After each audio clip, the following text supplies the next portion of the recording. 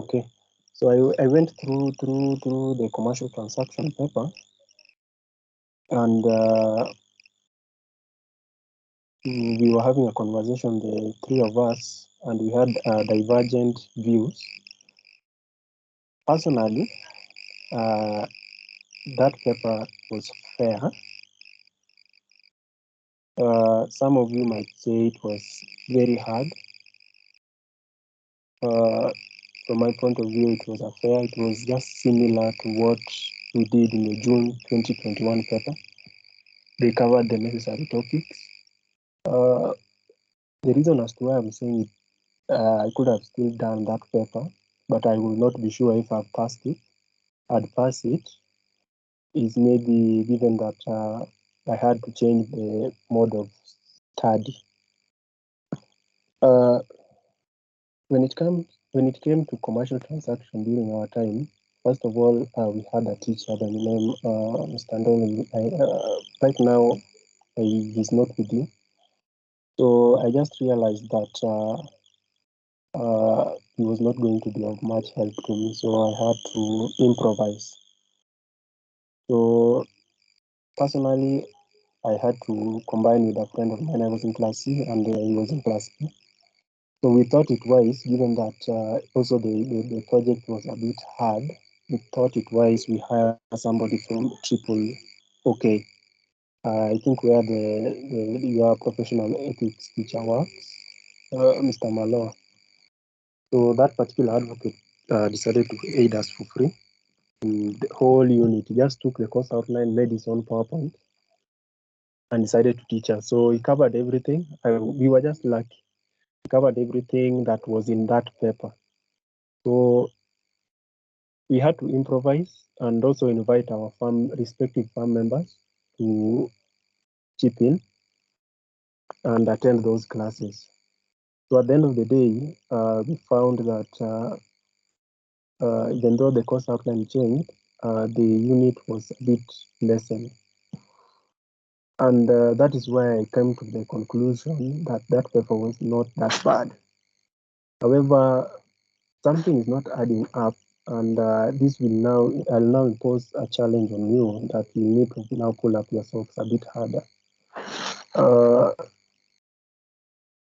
That paper, you cannot tell me only 69 people passed.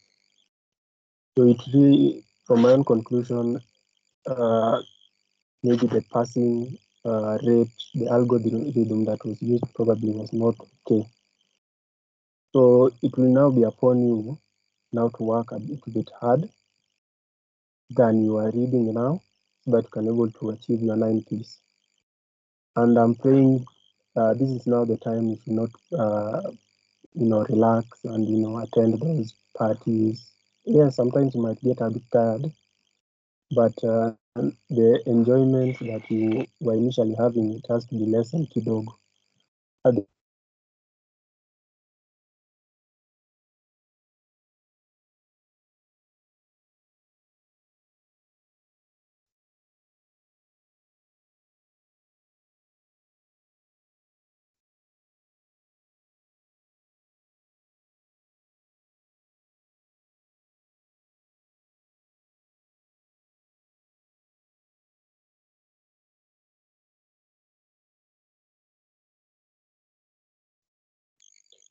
Okay, sorry, apologies for that. So we'll start the commercial transaction paper. I'm trying to project while I'm waiting for, I don't know if Naparena have joined, that we start No, I'm in. the interaction.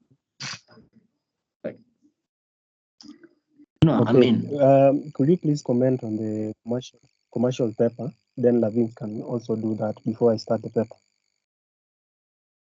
No. Okay, thank you. No. Is Lavin in the meeting?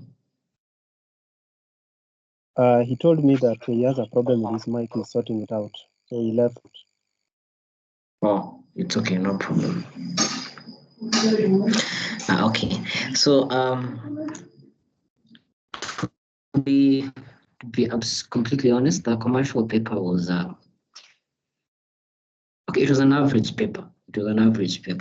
Though, if you compare this paper to the paper that we did in our exams in June, June was completely easy, but this one was a bit hard, and it had a lot of tricks up its sleeve, and it needed one to really know your stuff when it comes to commercial transactions. For instance, question number one, it was on partnerships, and it wasn't as straightforward as you'd think because it was a bit, it's saying bad network quality on my end. Can you guys hear me clearly?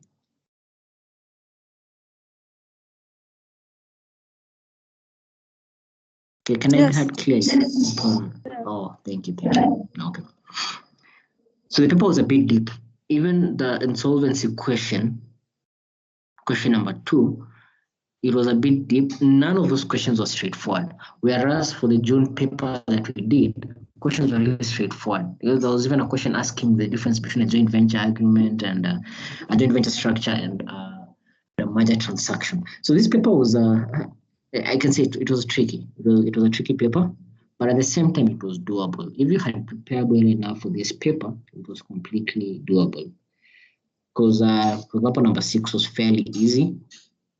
The most challenging question, okay, all those questions are challenging other than number 6, but at the same time, completely doable. So we'll go through this paper and then try and see the tricks that were trying to be tested in that paper, and then we'll do it. Now, the problem with the commercial, and it's not commercial alone, you need to be careful with the two main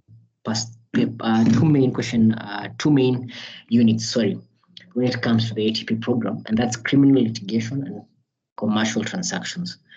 Those are some heavyweight units, leave alone conveyancing. Conveyancing for the past few years, guys have been passing it.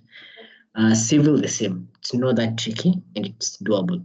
But there's a way they've been structuring criminal litigation questions and commercial transactions questions over the years. And you're left there wondering what's the agenda behind this. Huh? But it's totally doable. The hack to revising for criminal will be doing the criminal procedure code. The hack for revising commercial transactions will be using the statutes. For instance, in partnerships, the last time we met, the second last meeting, I told you to go read the Partnerships Act section by section. I even sent those notes to the WhatsApp group. Same as company law. So for company transactions, just go read the course outline because normally they don't set.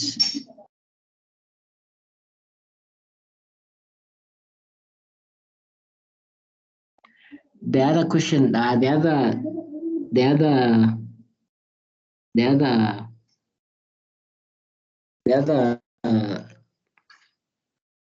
sorry for that, I lost my line of thought. Oh, sorry, I was in company law. So just go to the course outline. They rarely set things that are outside the course outline. So go through the course outline. If they talk about, for instance, preemptive rights, go to the Companies Act, read on preemptive rights, get the sections, get the procedures, and so forth. Same as insolvency. When it comes to insolvency, they begin off with bankruptcy. Take a look at bankruptcy. How do you make the creditor's application? How do you make the debtor's application? Make short notes on them by going through the Insolvency Act together with the insolvency regulations. And last but not least, it's that's the way to read commercial transactions. There are no books right now, for instance, when it comes to insolvency. Okay, there may be a few, but I haven't come across a book that covers everything in depth. But the best way to read for commercial transactions is by going through the statute, going through the regulations, and then formulating your own notes. And that's it. It's doable. Commercial is a bit tricky, so you have to be careful with commercial. You also have to be careful with criminal litigation because those are the papers that I've seen are really, really, really challenging, and it's actually it's a problem. You know, last year, before we did our commercial transactions paper, many people, what do you call this? I know what's the term for it when you decide you're not going to do a paper early that morning. What do they say? They deferred, yeah. Many people deferred the commercial transactions paper and think they deferred the commercial transactions paper because the previous papers that came during our exam time were extremely hard. So many people deferred the commercial transactions paper. But by good luck, the paper that came was extremely easy. Extremely easy. There was no commercial paper that was, for the previous years, that was as easy as that paper that we did for our main exams in June. And I think 738 from the results that were released. 738 people did not do the paper, and they had to recite for it. And they set an extremely hard paper compared to the paper that was set initially. So you have to be careful with commercial. Do it on the first go and move away from it. Civil litigation, do it from the first go and move away from it. Essentially, the 4 C's, do it from the first go and move away from it, and everything will be okay. So that's it for me. Today I'll be a bit on and off. I traveled a bit and my network is a bit shaky, but I'll still be here. I'll contribute whenever I can, and all the best. All the best.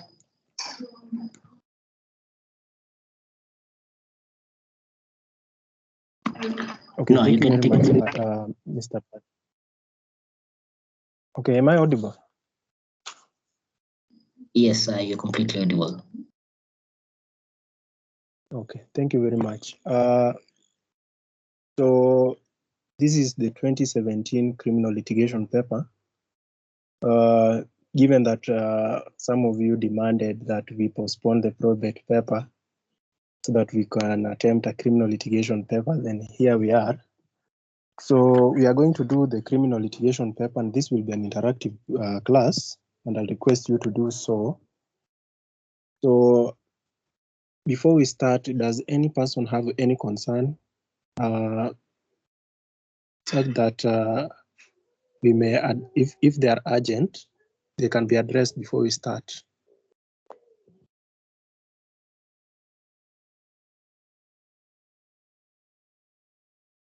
Okay, none. Okay, any volunteer to read for us question 1? There's Mburu Ian. Any volunteer? Mburu Ian. Okay. Mburu Ian. Let's go on. Okay. Hi everyone. I request if we could slide down the paper so that I could see number 1. If we could go a little lower. Okay, I think it's frozen there.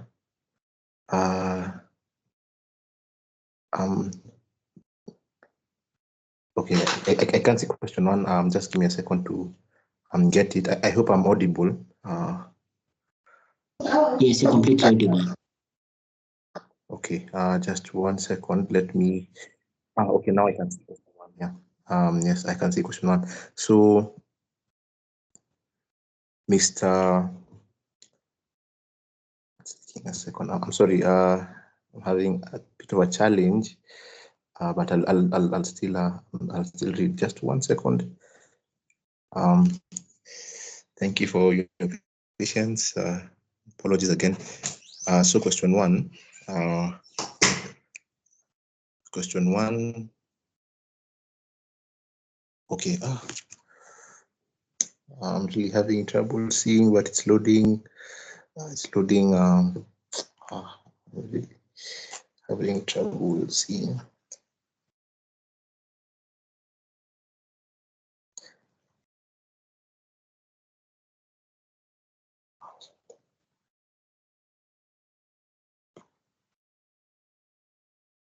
Okay. I'm sorry, everyone. I'm really having a lot of trouble seeing. Maybe I could offer to read question 2 instead, since I can't see the first question. I apologize. Yeah.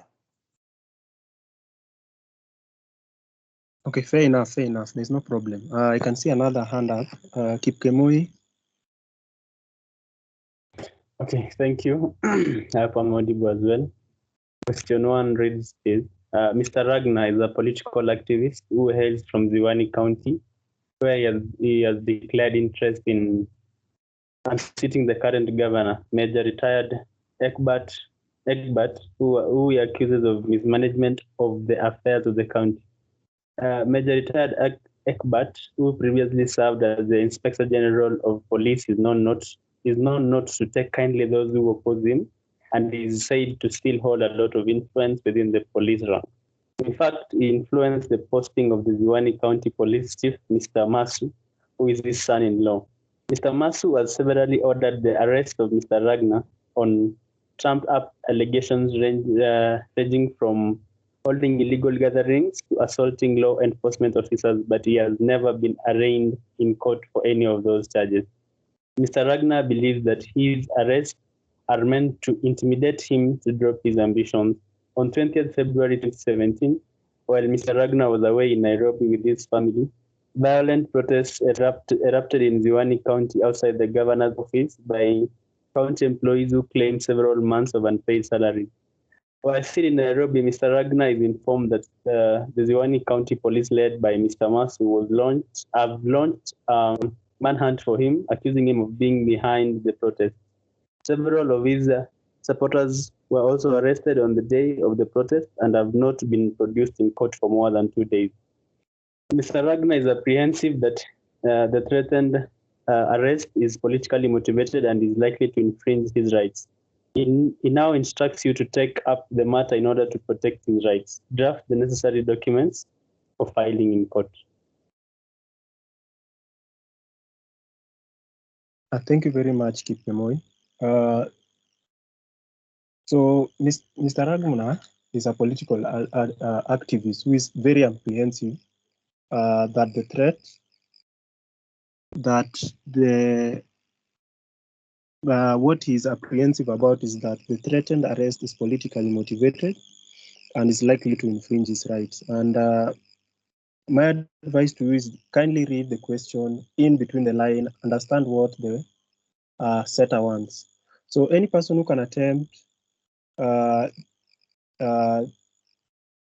what kind of document, how are you going to help Mr. Ragnar, and then back that particular answer with your reason. So any person who can attempt before we tackle it. We don't mind wrong answers, so any answer that you will give, nobody will judge you. So yes, Winfrida.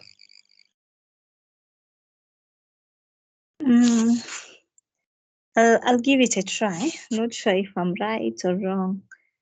So while reading in between those lines, he now instructs you to take up the matter in order to protect his rights. So he is apprehensive that the threatened arrest. So for his case, I think what we can get, if they want to arrest, at any point they want to arrest him, it will be the anticipatory bail. But for those people who are his supporters who've been arrested and have not been produced in court for more than 2 days, maybe an application for habeas corpus or some to the court. Thank you. That's a good attempt. You have brought another issue in that question that I will tackle later on. That's a good attempt, Winfrida. And then there is 20. It's only the admission number, registration number 1839.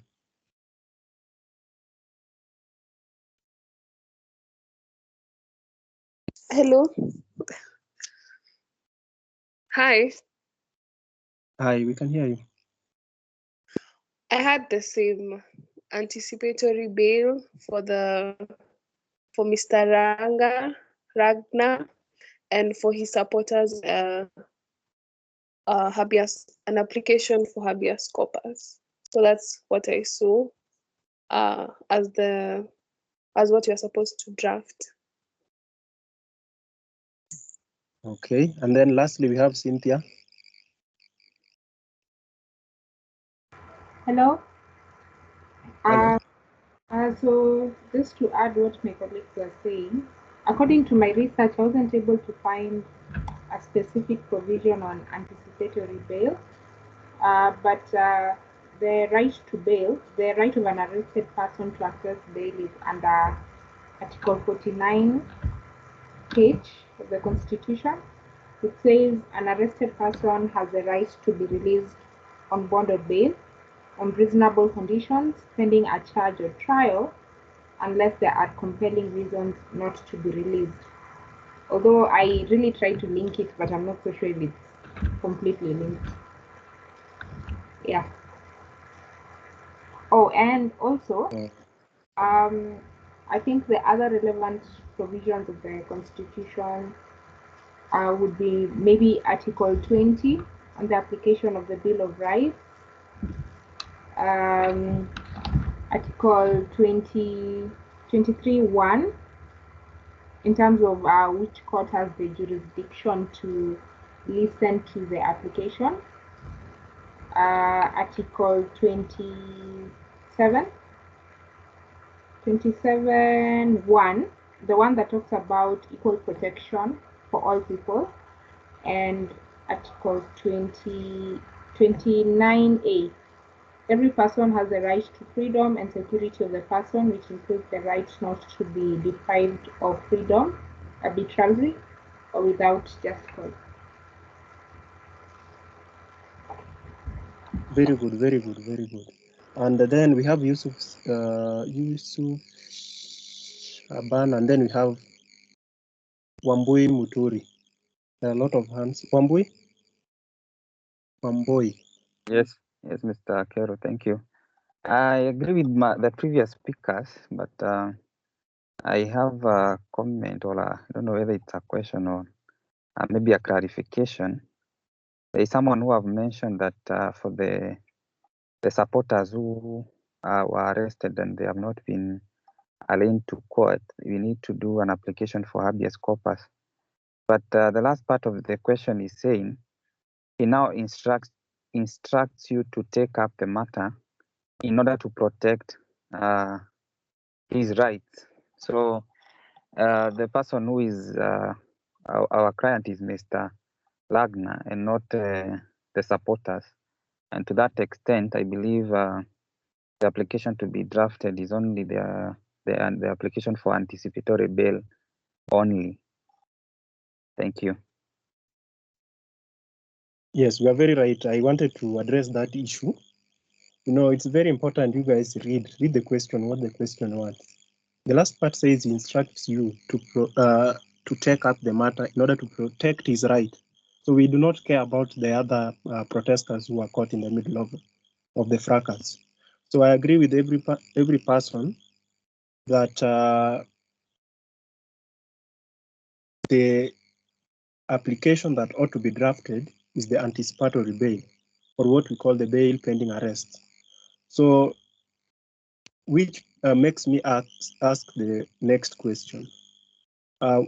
What type of pleading are we going to file before I give you the details of what needs to be in that application?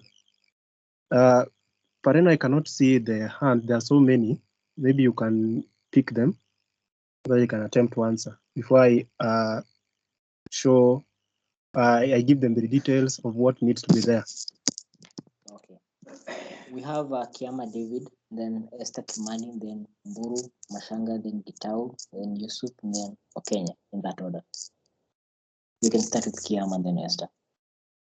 Thank you. I just wanted to pick it immediately from the last speaker on the issue of the rights that accrue to Mr. Ragnar, and I'm thinking political rights under Article 38 are part of his rights, and also freedom of association and Article 36 are also part of his rights. So I don't know whether we would only then confine ourselves to the rights of Mr. Ragnar personally, or also those two particular aspects, in order also to deal with the injustice on the part of the others that are arrested. Thank you.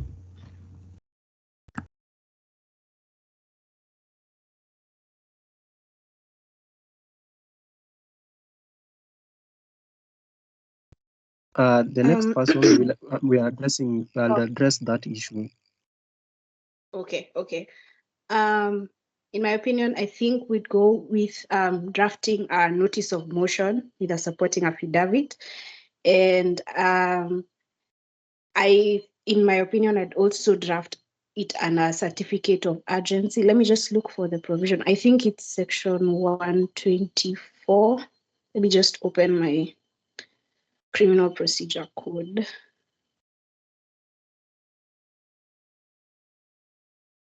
I'm not sure whether it's 124 or 128. Maybe I stand guided how I will draft that under, but I'd be confident that I'd draft a notice of motion with a supporting affidavit in the High Court. Yeah.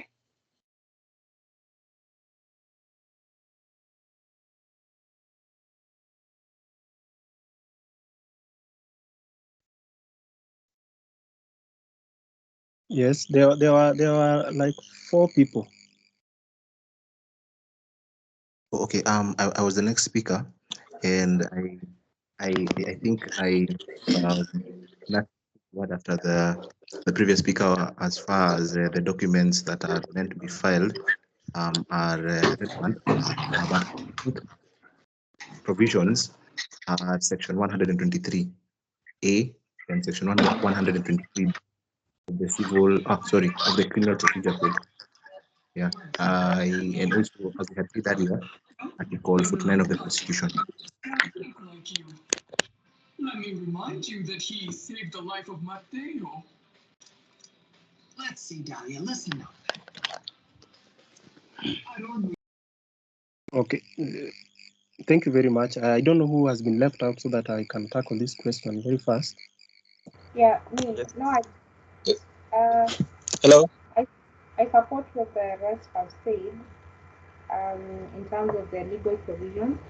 My only worry was that when I was trying to find the answer for this question is that what I was getting is that there is no particular procedure. So from most of the articles, it's that a person will just go to court and then they'll raise their hand and say they want bail. And I think even one of our lecturers, Mrs. Mutoka, had mentioned this. But just from random articles, I read that the procedure is usually to file a certificate of urgency, a notice of motion, and a supporting affidavit. But there is no, or rather, I couldn't find a specific legal provision that says this is what you actually take to court. So maybe if somebody has a specific provision, can help us with that.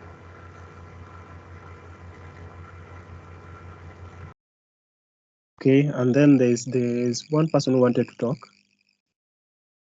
Yes, Noah. If I agree with the previous speakers, the application is a notice of motion supported by an affidavit, being a miscellaneous criminal application, supported by or pursuant to Articles 19, 20, 21, 22, 23, 24, 28, 29, 49, and 159 of the Constitution, and Section 165 and 123(1) of the Criminal Procedure Code. And the application is filed in the High Court. Thank you. Thank you very much. All of you are right. So yes. I'm sorry I interrupted. I raised my hand and I thought maybe in one way or the other you may end up skipping it.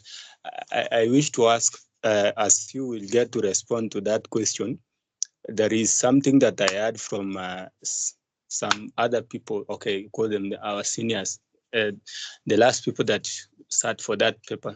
They were suggesting that sometimes, because for example, in this application where you will have to, the heading will seem to be longer, that sometimes because of the time you may be having Apple in the exam room, that you can have, like, if the heading from when you beginning drafting the documents from certificate of urgency, going down to notice of motion, then supporting affidavit, that there is it is possible that you be allowed to have that just one heading, then ukimaliza certificate of urgency, now we're heading to the notice of motion, you can proceed by indicating notice of motion and proceed to draft. Maybe that's what I could wish you to guide us in that. Is it allowed by CLE that you can do that? You can proceed minus having the heading in every document that you are in to draft. I'll address that. I did a draft on this particular question about 30 minutes before the link was created. There's a draft I've done, and maybe Pareno will also chip in. So I'll show you how you can manipulate that title, so such that it can be short. But when we began these sessions, I think Pareno also alluded to the fact that when he was doing, especially civil, he averred that you find that you want to draft certain things, and then time might cut you off. So you don't need to repeat in the matter of. So you can cut it short, and the main issue is now the substance that will be in that application. However, I'll project a Word document that I attempted to sketch, so that you can able to see how you can maybe delete that in the matter, and then try and shorten it. Now, anticipatory bail can also be called what we call bail in anticipation of arrest. So it's normally admitted to a person before arrest is done. So mostly, when you even look at this question, the reason that normally accrues is what we call the personal or political vendetta. So the enabling provisions, Meskia, there is Article 19, 22, 23, 38, 50, 49.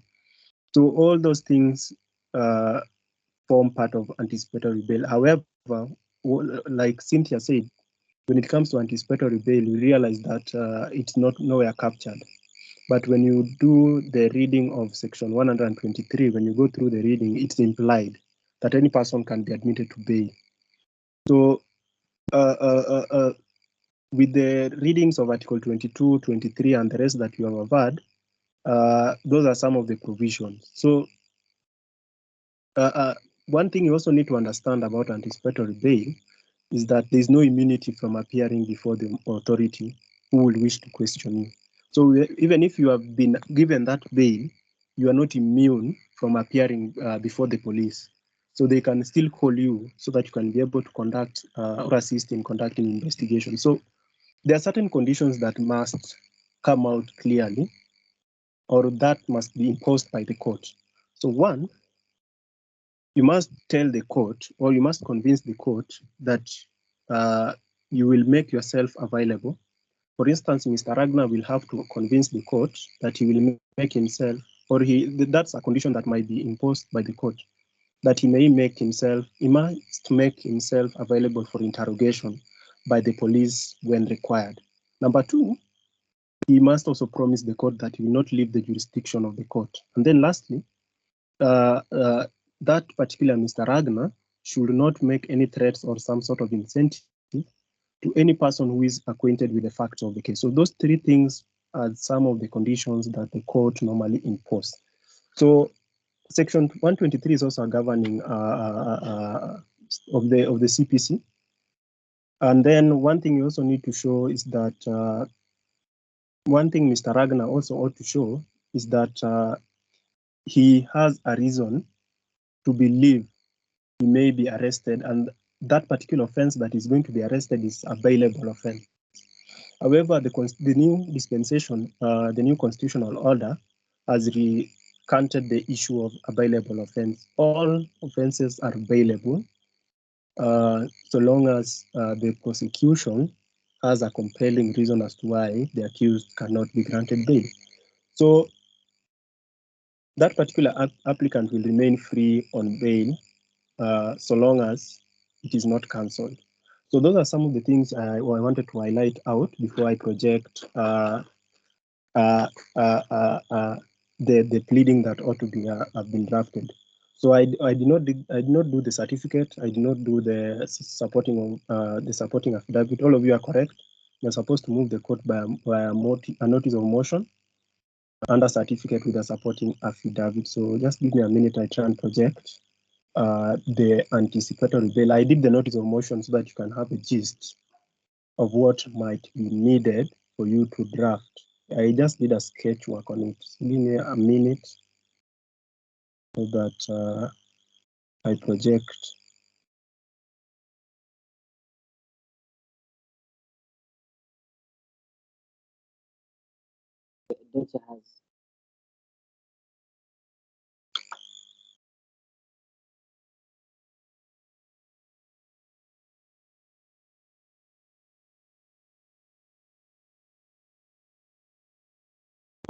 So I agree with all of you. I hope you can see the projection.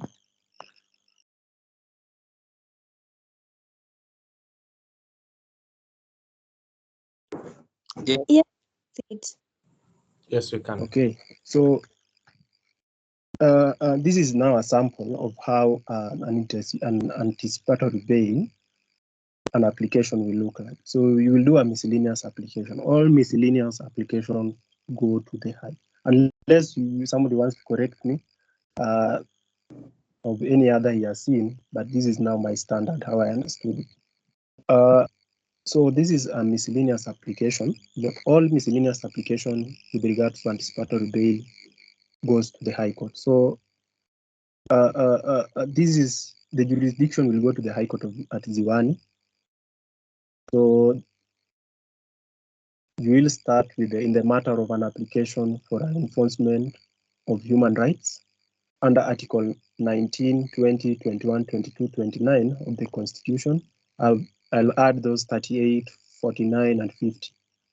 And in the matter of an application by Mr. Ragnar for an order of bail pending arrest.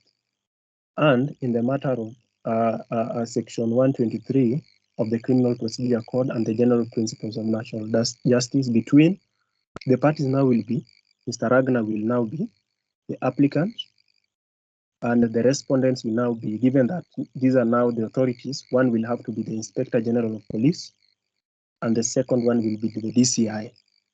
So as we have agreed, if you have cited these in the matter of, then there is no need of putting the enabling provisions under the notice of motion. These ones are blighted. So the only way you can help this thing so that you do not mess yourself up, you are allowed to delete this. You can delete this in the matter of, and then come and put your enabling provisions up at chini so that you do not waste a lot of time doing in the matter of. You know, time is always running in that example. So in order to be safe, just delete the upper part. If you are a fast writer, just write in the matter of everything, and then huku chini, do not repeat yourself. Are we together up to that point before you go to the substance of the application? Yes. So the next thing, now take notice that this, remember this thing is under certificate. So I've not made the certificate of urgency. I wish I had more time to draft the certificate and the supporting affidavit, but I did not, because I had to do question 2, which also required drafting. So take notice that this honorable court shall be moved on this -- at 9 o'clock in the forenoon, or so soon thereafter, for hearing an application by the counsel for the applicants for orders. 1, that this matter be certified as urgent, and the same be heard ex parte in the first instance. So it will be heard, the applicant will be heard ex parte. So remember, the moment you mention be certified as urgent, then that means your application must be under certificate. Now the prayers are that this honorable court be pleased to grant. I hope everybody can see the application. Yes. Correct. Yes. That this honorable court be pleased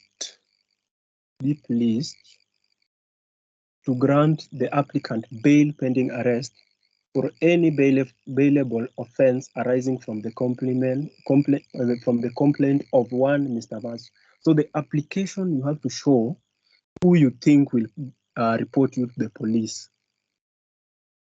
Are we together up to that point? That is the first prayer. You must show must show that there is somebody who is about to report you to the police, and that you need the bail pending arrest for any bailable offense. And then number 3, this honorable court be pleased to issue such orders as will be just and proper to protect the rights under Chapter 4.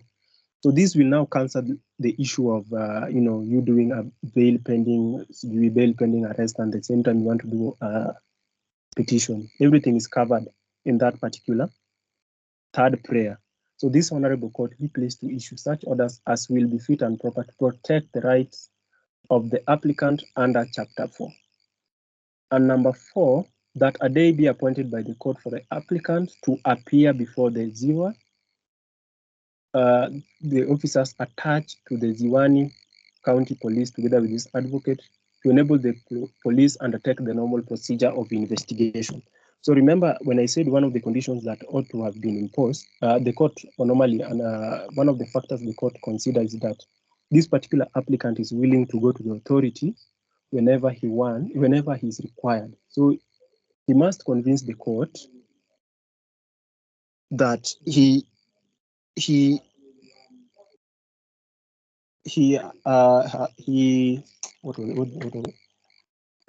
will be available for interrogation, or he will be able to assist the police conduct the required investigation. And then lastly, such other orders under this direction as the honorable court may deem fit and just to grant. So the next thing are the grounds. And remember, the person who is supposed to swear the affidavit is Mr. Ragnar. So these are the grounds that must come out clearly in that particular application. That the applicant is likely to be arrested by the police from the Ziwani County Station on a complaint lodged by one Mr. Masu. That the applicant is apprehensive of being illegally arrested on the directions of one Mr. Masu and confined in blatant breach of the fundamental human rights. Number 3, that the action by the police officers to persistently intimidate the applicant with an lawful arrest at any time soon is grossly unjustified and in complete abuse of their office. And then lastly, one of the grounds you also aver is that the applicant is entitled to protection of fundamental human rights and the Bill of Rights, including liberty and fair trial. So that's how the application will look like.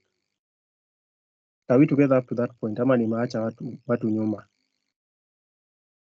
So when you will be doing your supporting affidavit, yes, sorry?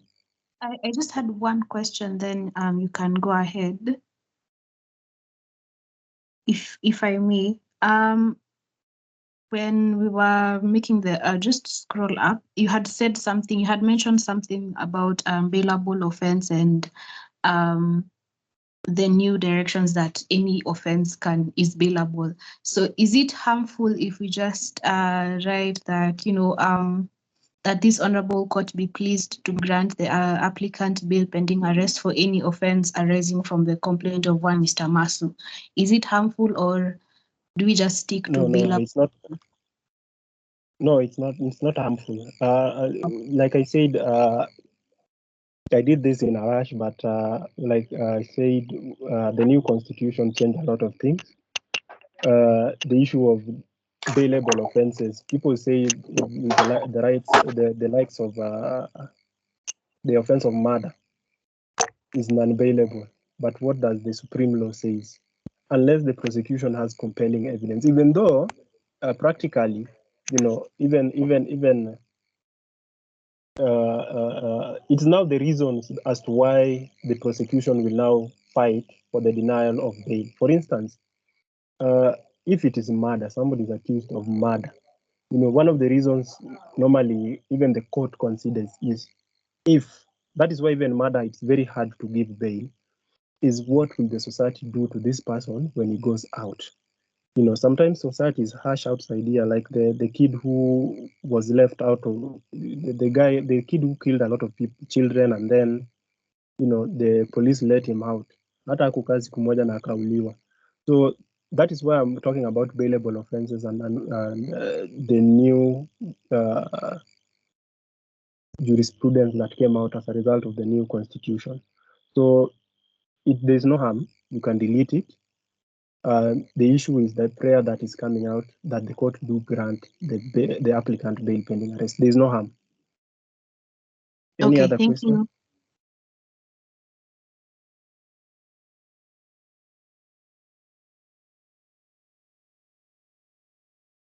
I'll send this sample.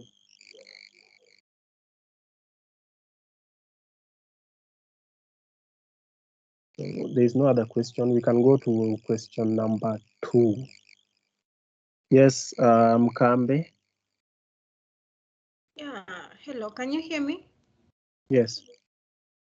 Yeah, I still didn't get why you're making section 123 one of the Criminal Procedure Code as the enabling provision, because to me it talks about a person who is detained or arrested, but in our situation this person is yet to be arrested. So how it fits in there, I'm yet to understand. And the other question is it mandatory for one to do all the 3 documents, that is the certificate of agency or and the notice of motion and a supporting affidavit? Because if they tell you to draft an application, I was thinking, does it only require that very specific application setting out the issue, or your application is mandatorily required to have those other accompanying documents for it to be considered an application? Okay. So I don't know. Pareno, are you in so that I tackle the first part, the second question, and then any person to tackle the first?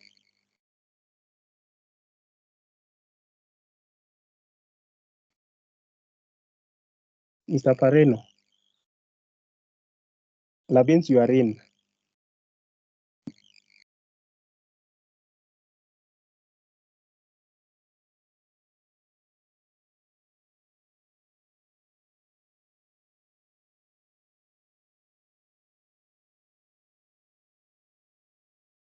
So this is how I'll try and attempt this first part. However, let me just start with the second.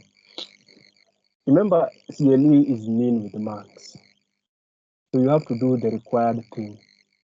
So, and this will also apply to your civil litigation exam. Whenever you are asked, do an application, you have to understand what the question requires. Is it an urgent thing? For instance, if it's bail or bail pending arrest, or something like maybe stay of attachment in civil, these are urgent things. So you have to move the court under certificate, and you will be required to do all those documents. Number 2, even a question you can also be asked to do a plaint. You cannot do the plaint alone. And I'll be very honest with you, plaint alone, if you are to draft plaint question 1, it will only attract you less than 5 marks. So you'll have to do all, remember this is 20 marks. So you'll have to do all of the documents that are required to accompany that particular pleading. Now, when it comes to bail pending arrest, I said it earlier, there is no express I can see there's a hand up. Kiama David.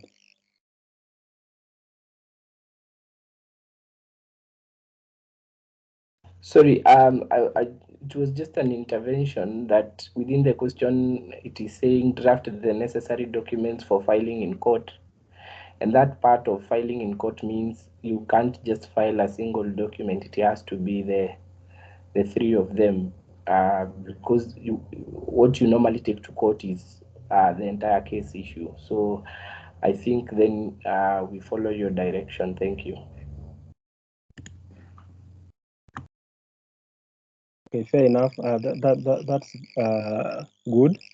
So, like I said, when you have been asked, especially question 1, to draft a particular pleading or an application, you have to think very carefully, and do not leave because these are court documents. You cannot just go to court with a notice of motion and think your orders.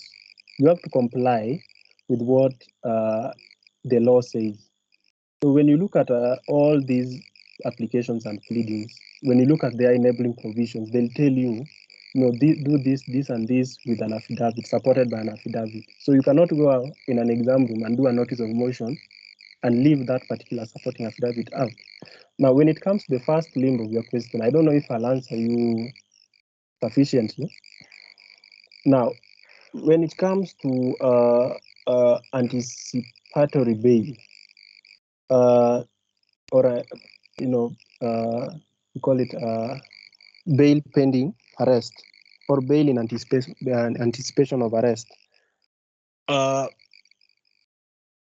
Like Cynthia said, there is no express provision that that the Criminal Procedure Code and the Constitution of Kenya has provided. However, people have interpreted it differently. So I'll share with you, students. There is an article, and then there is some notes by one lecturer, Mr. Mweni, who attempted to decipher why Section 123(1)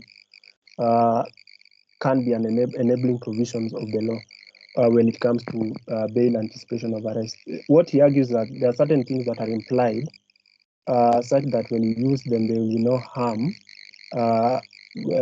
when you are doing that particular pleading. And when one is anticipatory bail, that's why when you use Section 123, there is no harm. So I'm not sure if I've answered you. I don't know if I've answered you, but that's how I understood that particular provision. Mukambe, are we together? A lot of time has gone with regards to this question. Yes, you can move on. We'll discuss it later. Probably I'll find you privately. Okay.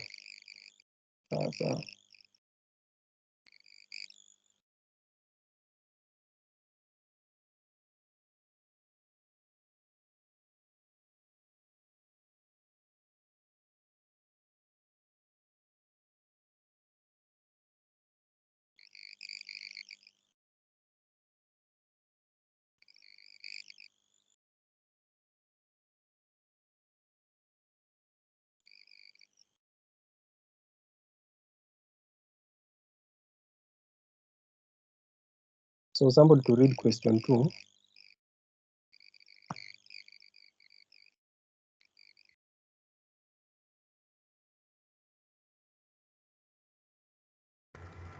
On 1st February 2017, Mr. Tyrone Lannister was arraigned before the Chief Magistrates Court at County Law Courts, charged with the offence of attempting to commit a felony, contrary to Section 389 of the Penal Code, under Count 1 and under Count 2 of being idle and disorderly, contrary to Section 182D of the Penal Code. The court proceedings indicate that Mr. Lannister pleaded guilty to both counts and was convicted upon his own plea and sentenced to 10 years imprisonment. On the first count, the particulars of the charge were recorded as follows: that on 25th January 2017, at Kino Shopping Center, while armed with a machete, Mr. Lannister attempted to commit a felony. On the second count, the court did not record the particulars of the charge but noted particulars as per charge sheet. Mr. Lannister now intends to appeal both the conviction and sentence. A. Advise him on the viable grounds of appeal, citing relevant authorities, and B. Draft the appeal. Okay, any person to attempt A quickly?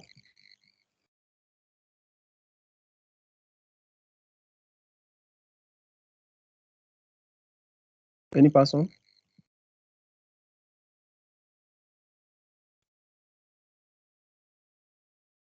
Yes, Mary.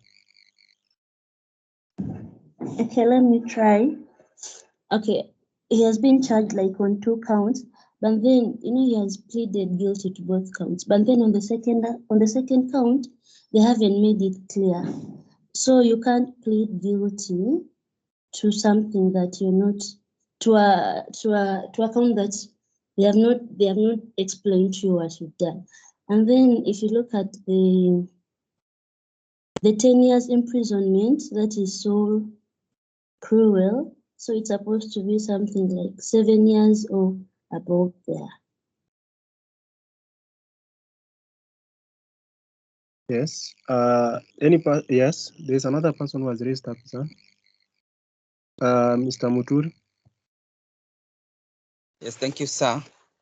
Yeah, there are several issues arising from this question. Number one, the first offense is attempting to commit a felony contrary to Section 389. And these other offense of being idle and disorderly, these are two different offenses, and they have been contained in one charge sheet. Therefore, that is duplicity. So, and then now when it comes to the particulars, it is indicated that he attempted to commit a felony. The offense has not been captured. So my advice to him is that there are those two grounds of appeal, duplicity, and also when it comes to the charge, it's not well captured. Thank you. And finally, before I finish, after pleading guilty, the particulars need to be read to the accused, of course, in a language that he or she understands, and the response should be recorded nearly as possible, using the words that the accused replied to. So, in this question, we are told that the court recorded the court didn't read the particulars and just indicated particulars as per the charge sheet. That's another ground of appeal. Thank you. Thank you very much. I think you have exhausted some of the grounds. So when you look at this question, there are two things that came out. One is the issue of the charge sheet. Number two is the issue of plea, the topic of plea. So this guy pleaded guilty. There are two things that never happened. One is that he was never advised of the consequences of pleading guilty. And then the other thing, what did you say, Mr. Muturi? Defective charge. Sorry? Duplicity. Okay. Defective charge sheet or duplicity of counts. Yes, I'm talking about the plea. There's the issue of failing to inform the accused of the consequences of pleading guilty. I don't know if there was something else Mr. Muturi said that I did not capture when it came to plea. Yeah, after Yes? pleading guilty. Yes, after pleading guilty, of course, the next step is that the facts are read to the accused, and they are read to the accused the language that they understand.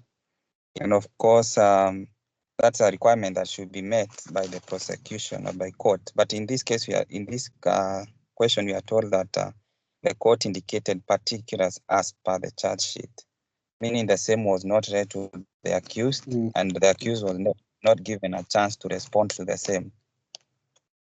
Correct. And then the issue of the charge sheet, it's a defective charge. That's something we have agreed on. And then number two, there's some issue of duplicity of charge. So those are the viable grounds that must come out in the appeal. Then the second question is asking to draft the appeal. So what are we going? Remember, we are now coming from the Chief Magistrate Court. We are appealing to the High Court. So what particular document are we going to draft in the High Court? Yes, Esther.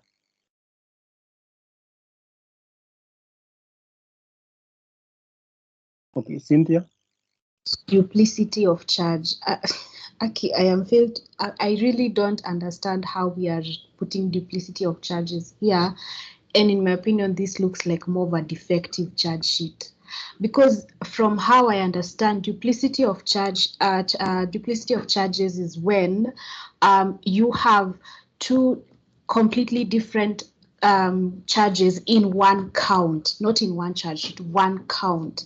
Like, for instance, on 25th January 2017 at Kino Shopping Center, when armed with a machete, probably Mr. Lannister attempted to enter a premise unauthorized. You see, those are like, there's one that is entering, BNE probably, and the other one is now probably robbery with violence. Like, they have to be two completely separate charge sheets on charges on one count. But I feel like this is more of a defective charge sheet because it does not completely capture the particulars of the offense. You don't know what kind of felony he wanted to commit and what particular provision of the penal code that he was going to break. So that, I mean, I'd say it's a defective charge, it's not a duplicity of charges.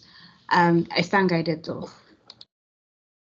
Okay, I do get you. What you are trying to allude is that, when before a charge is drafted, one of the two ingredients that must come out clearly is the statement of the offense and the particulars. And for instance, on the first count, it's just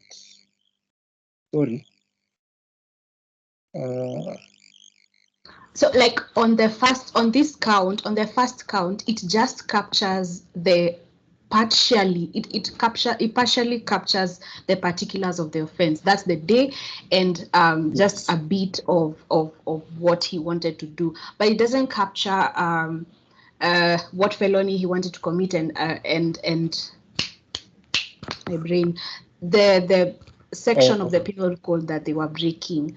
Yeah, but it doesn't capture any other offense that, it can be duplicated here. Like, you would say it's a different offense. Okay, I get you. So we all agree that this is a defective charge sheet, not a 2+1.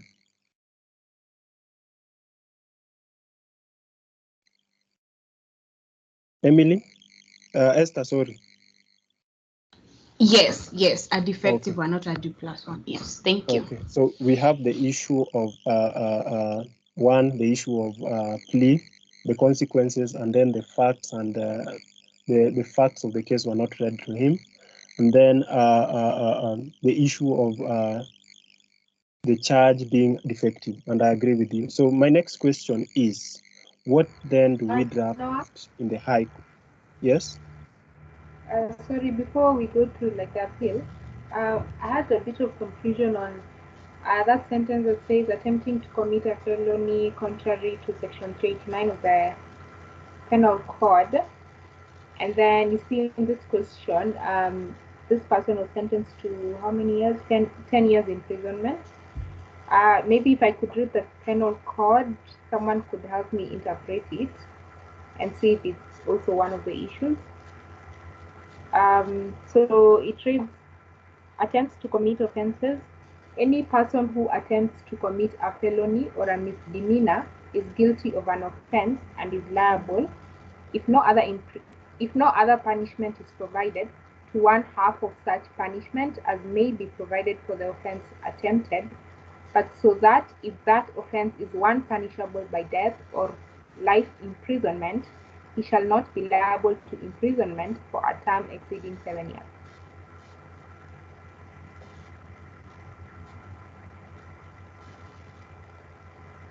Doesn't really make sense to me, but yeah.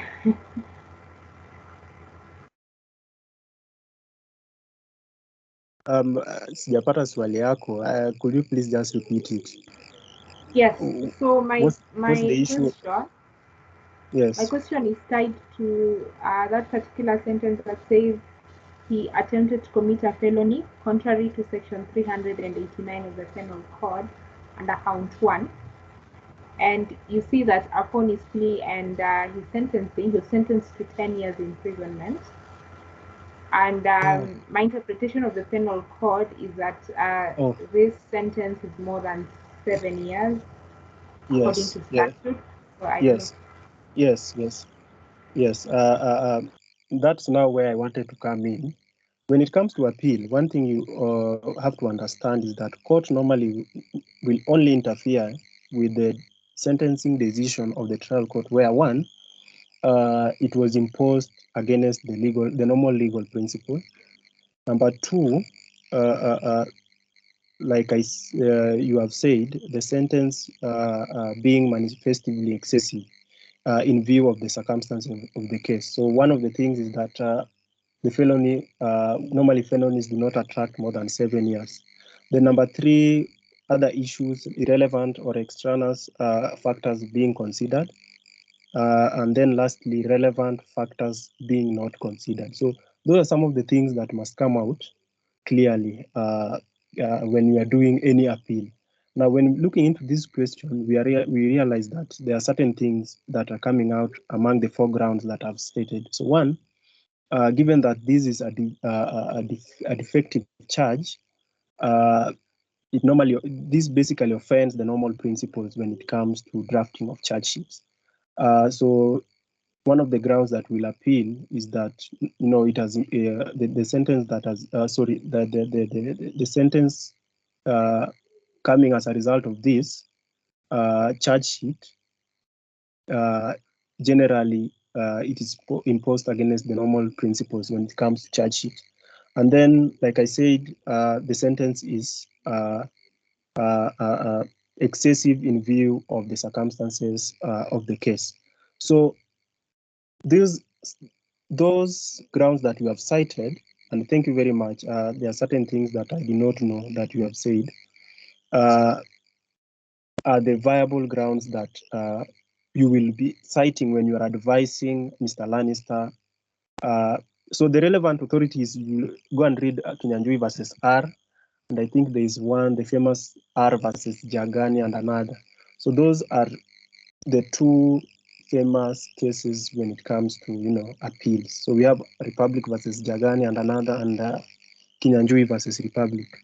So whenever you're appealing from the subordinate court or the chief magistrate court to the high court, what you as the judge will have to do is normally consider the facts and the law.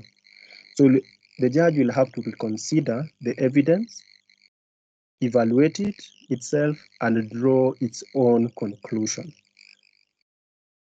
That's what happens in appeal. So, like I asked, part B, what do we draft in the appeal? Remember, we are going from the CM to the High Court. What are you going to move the High Court with? Any person to attempt?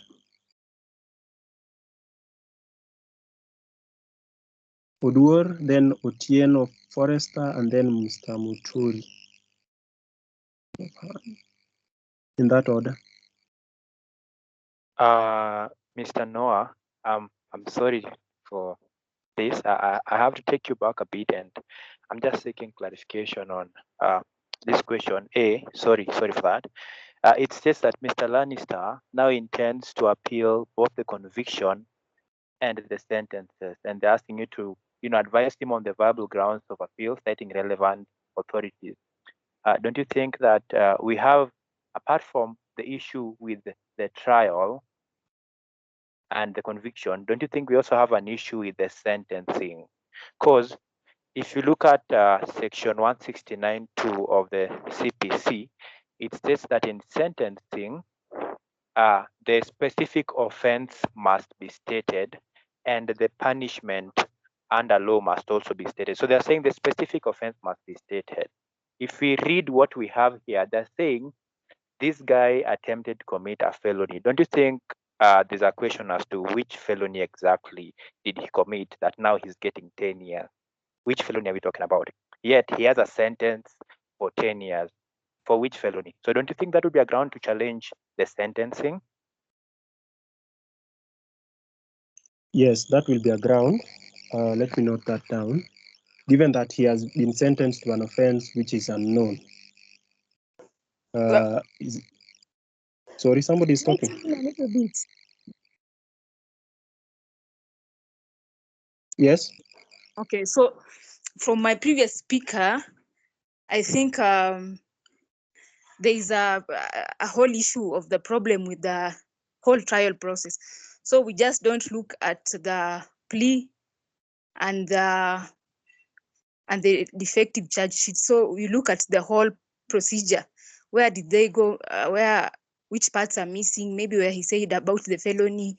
Where did the court miss the rights of the accused? Which areas were missing? So that as a whole trial, we say maybe the trial was not conducted properly, instead of just pointing out one or two areas.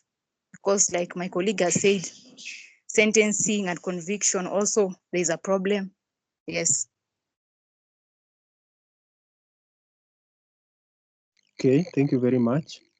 It is true, both the trial and the sentencing. So what we'll do, especially when it comes to criminal litigation, when you are doing your legal opinion, because you are advising. So what you'll have to do is now arrange your work so that it becomes easy for the marker. So when you will be talking about, when you will be doing your legal opinion, have some, what we call the subheadings as your issues.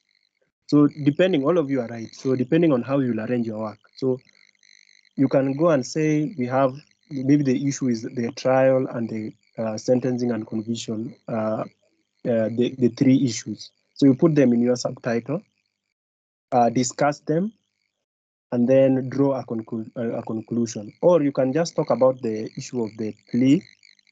There is no harm, the issue of the plea. At the end of the day, you will arrive at the same conclusion. So there is no harm. All of you are correct. So long as the conclusion is that this guy has a viable appeal, and you have already stated what happened wrong in the appeal, in the whole trial process in the Chief Magistrate Court. So I'm seeing this a lot. Forrester? No, I just have one question. Sorry. Not to you actually, but to the students. Now, just one question. Will you appeal on the conviction, or will you appeal on the sentence? Or will you appeal for both? Or will you appeal both of them?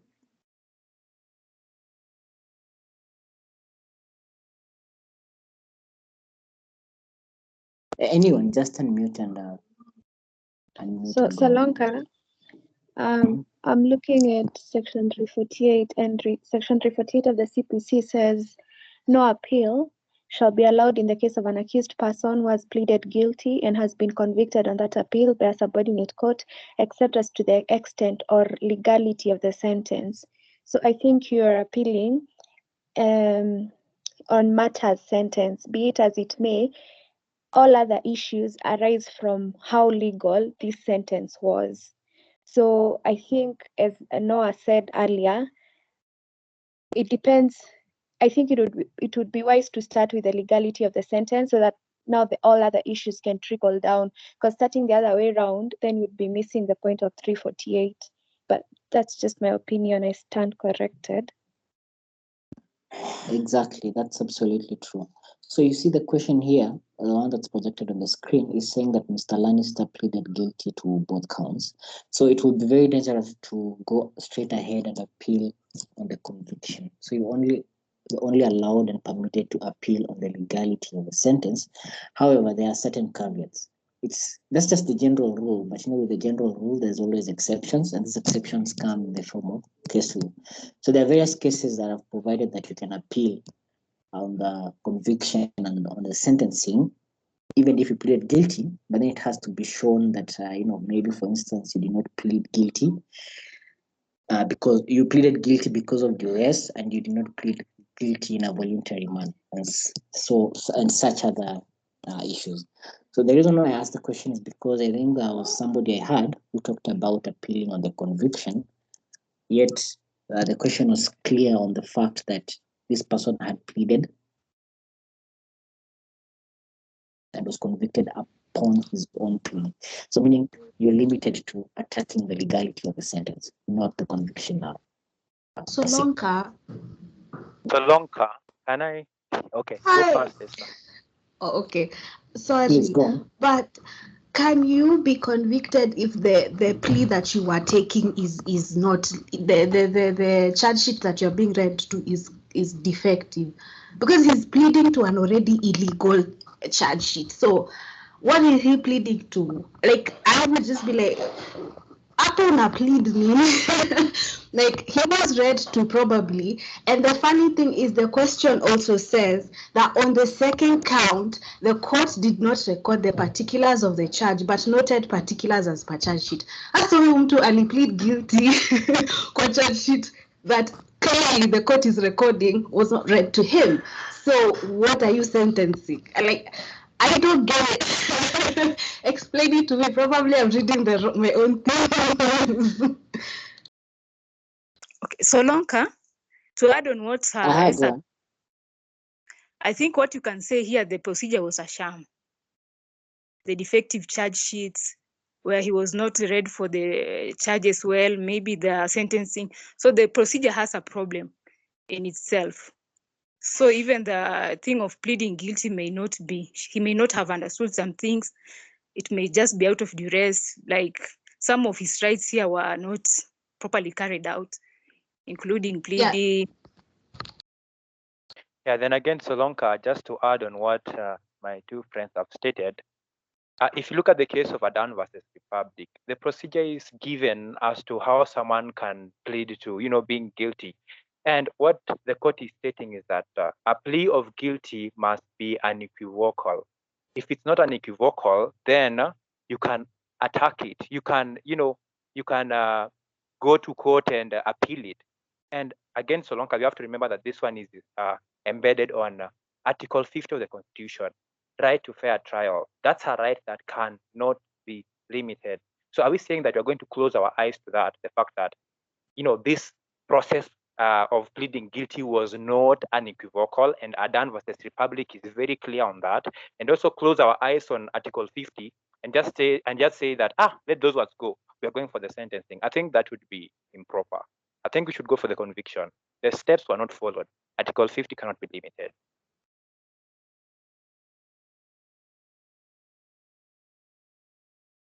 I am absolutely convinced. I am absolutely convinced now. I am convinced. Hey, Solonka. If I may add on to it, I think you mentioned that there are caveats to the general rule that you cannot appeal on the conviction when you have pleaded guilty. But I feel this settles in the exceptions given. That is, if you look at that part which tells you that on 25th January 2017 at Kino, okay, it talks about a felony, but then it does not state what felony it was. So I feel in that sense, it has not disclosed to the accused person the offense he's being charged with. And under the exceptions, under the various case laws such as Ndede and the others, they say that if one has pleaded guilty to a charge which does not disclose the offense, then one can challenge the conviction. And on this ground, the attempted felony is not yet stated, so he ought to challenge the conviction on that ground as it falls within the exceptions. Now, I totally agree with your submissions. I completely agree with everything. But the only question I have you guys read section 389? Because you're generalizing the issue to do with felonies in general, but has 389 provided for the wording? When you're drafting a charge sheet, you go as per the wording of the penal code or the criminal statute that's prohibiting that act. What does section 389 provide for? Yes, let someone read. Someone kindly read for us 389. If the wording is a felony, then they are okay. Please go on. 389, attempts to commit offenses. Any person who attempts to commit a felony or a misdemeanor is guilty of an offense and is liable, if no other punishment is provided, to 1.5 of such punishment as may be provided for the offense attempted, but so that if that offense is one punishable by death or life imprisonment, he shall not be liable to imprisonment for a term exceeding 7 years. So that's what 389 says. Okay, now in light of that, please Now, go on, Dichi.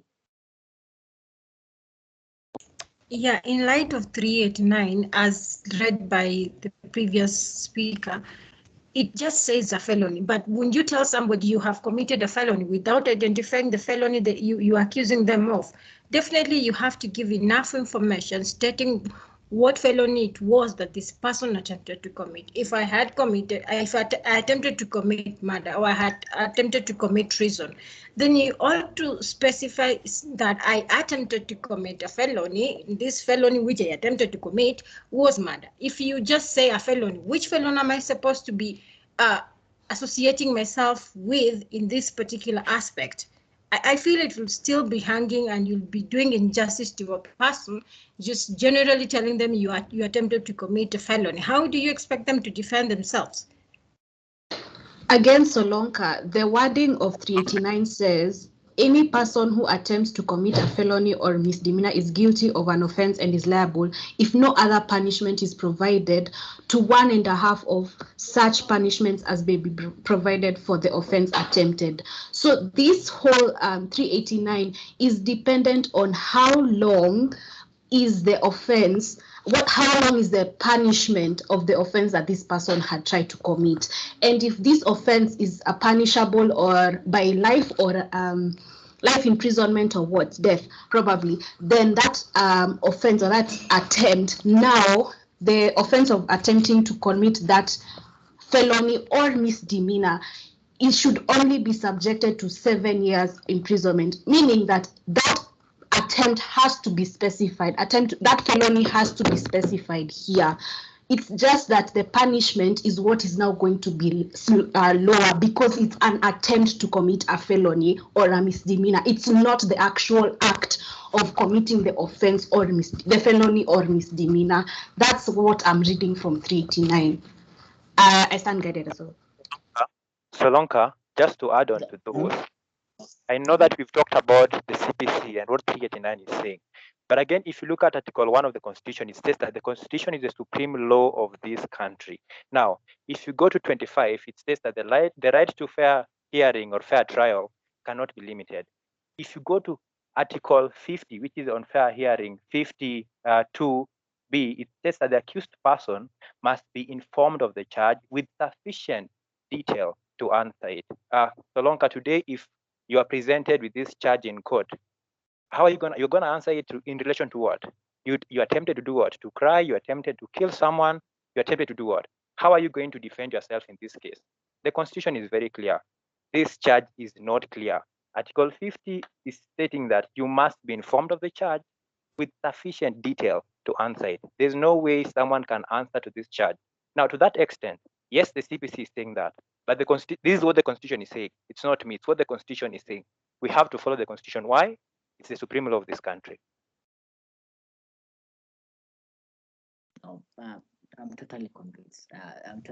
Solonka, in relation to what Daniel was saying, even if you look at the issues on charges and charge sheet under 134 to 137, it tells you ought to give sufficient detail. How do you give sufficient detail without pointing out the exact mistake the person has done? So that definitely falls short of the prescribed standard under 134 to 137, and also to the biggest part offends the Constitution, as Daniel said. So it still falls within the exceptions and it can't be challenged. Solonka, to add on what my colleague has said, so the way they have said the procedure also has a problem. So we move under Article 50 because the things of right to fair trial, this trial is missing a lot of things, including defective charge sheets, the pleadings, convictions, and everything. And then even the particulars that on 25th January at Kino Shopping Center, while armed with a machete, Mr. Lavista attempted to commit a felony. What kind of felony was he attempting to commit? So there are loopholes in the whole process, pleadings and everything. So I think the way my colleague has said under Article 50, the trial was not fair and it was not properly carried out. Salonka, so while you are convinced, I'm not. I think we are speaking, the two of us. Yeah, now I have another question for you guys. It's not that I'm challenging, I'm just provoking you guys to think. Now, in a typical situation, if you've been brought, now ignore if they didn't provide for grounds of appeal or drafting the appeal. Okay. If they hadn't provided for that, what do you think about revision in terms of this vis-a-vis? So long, before we move, sorry, Kimunye, just a minute, because I think I got the context within which we are supposed to be dealing with this from the reading by Kimani Esther of 389, and I know as what is the problem with us is we are yet to identify the particular felony, and to answer that, and the tiebreaker is section 296 of the Penal Code. So if you read 389 together with 296, I will read, if the offender is armed with any dangerous or offensive weapon or instrument, or is in company with one or more other person or persons, or if at or immediately before or immediately after the time of the robbery, he wounds, beats, strikes, or uses any other personal violence to any person, he shall be sentenced to death. So I think if we read together those two sections together, then we have identified the actual felony, and then I think we can then be able to move forward. Thank you. Now, okay, this is my thinking. I don't say I'm right. I don't say I'm wrong, but this is my thinking. You see, this case was in the magistrate's courts. Now you have to distinguish between two main things. There are two things. There is an appeal and there's revision. Those are two things. Question to you: when do you bring an application for revision? We ignore the question. When do you bring an application for revision? And what basically entails revision when the High Court is exercising its revisionary powers? Hello, Aluma, please go on. Oh, no, sorry, I just, what I wanted to say, you had just asked that which court has the power of revision. I think it was the High Court has power of revision from... Yeah, and when do you revision? When do you exercise your power of revision?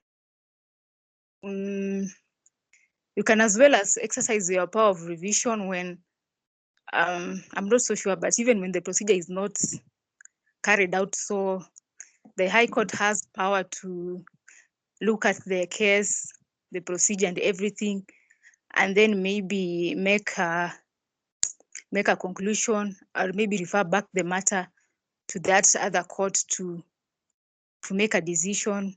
Yeah, not so sure. But I know it's the High Court. Yeah? Salonga, if I may try to answer your question. Yes, revision will occur, of course, in the High Court, like my colleague have said. Yes, go on.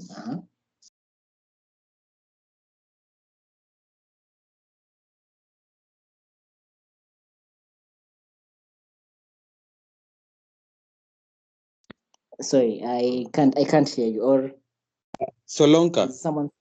I believe revision will be will invoke the aspect of revision when you talk about illegality or impropriety of the proceedings. There are three things: illegality, impropriety, and what else? And correctness. Correctness, legality, and propriety. So the court that has the jurisdiction to exercise the revisionary powers is the High Court. And it happens where the orders were maybe issued incorrectly, they were illegal, or they were improper. Now, what happens in a practical example for revision is that the High Court will call for the records in the magistrate's courts and then assess and look at everything. Did the chief magistrate's courts follow the procedure? Did the chief magistrate's courts issue the correct orders? did the Chief Magistrate's Court issue legal orders? That's what will happen. Now let's look at it. Now ignore this question completely. Not completely, but I'm saying just ignore this question on the aspect of. Let me just project mistake. Ignore this question on the aspect of appeal. Yeah. But typically, let's say the question was you are not given part A and part B, and you are told, advise Mr. Lannister. How will you go about it? You have two options: appeal or revision. I hope you're seeing where I'm going with this. Huh? Okay, so Lonka, before we answer, can you just give you have stated the grounds for appeal in the High Court.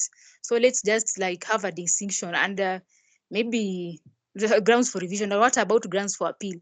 So that we... Grounds for appeal. Now, for grounds for appeal, an appeal is just broad-based. You can argue any ground on appeal, and it's basically, that the learned judge maybe add in, the learned judge add these and these, the learned judge add in law and fact by sentencing on something, duplicity, the learned judge add in law by failing to follow the right procedure for plea taking, the learned judge add in law by failing, etc. And so forth. Yeah? Like it's broad. For revision, it's limited to three main things: correctness, legality, and propriety of a sentence. But for an appeal, I can say it's broad. It's broad. A revision is just limited. Now, in light of that, how would you approach this question?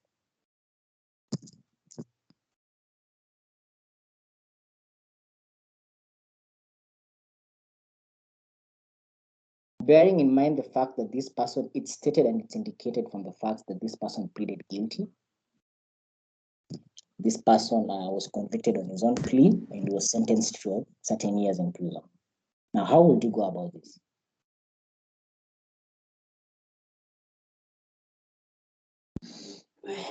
Anyone, Kimunya, I'm seeing your hand is up. There's Kimunya, there's Wambui Muturi, there's Otieno Forester, there's Kimunya Wagai. Actually, I think this is an old hand. I wanted to comment on the question as it is and not with respect to revision. How about Were? Then now we go back to it. How about Were? Then I'll just sum it up according to my own thinking. Yeah? Were, please go on. I think for me, I'm with you on the issue of section 348, because just reading 348, it does not make an exception. Like where it says no appeal shall be allowed in case of a person who has pleaded guilty. So in my view, all those other issues we're raising, they're inconsequential to the appeal, because section 348 is very clear. If you plead guilty, then no appeal, then it's saying no appeal shall be allowed in that case, unless it is to the extent of the legality of the sentence. So I don't know, for me, there's no dispute in my mind. I think I follow your interpretation, and the issues of how the charge was framed and everything. I think maybe take that up in another forum, but I don't think that applies in the case of an appeal. So for me, your first position is the correct one, just because section 348 is not in itself creating any exceptions. I don't know how to answer if it's correct.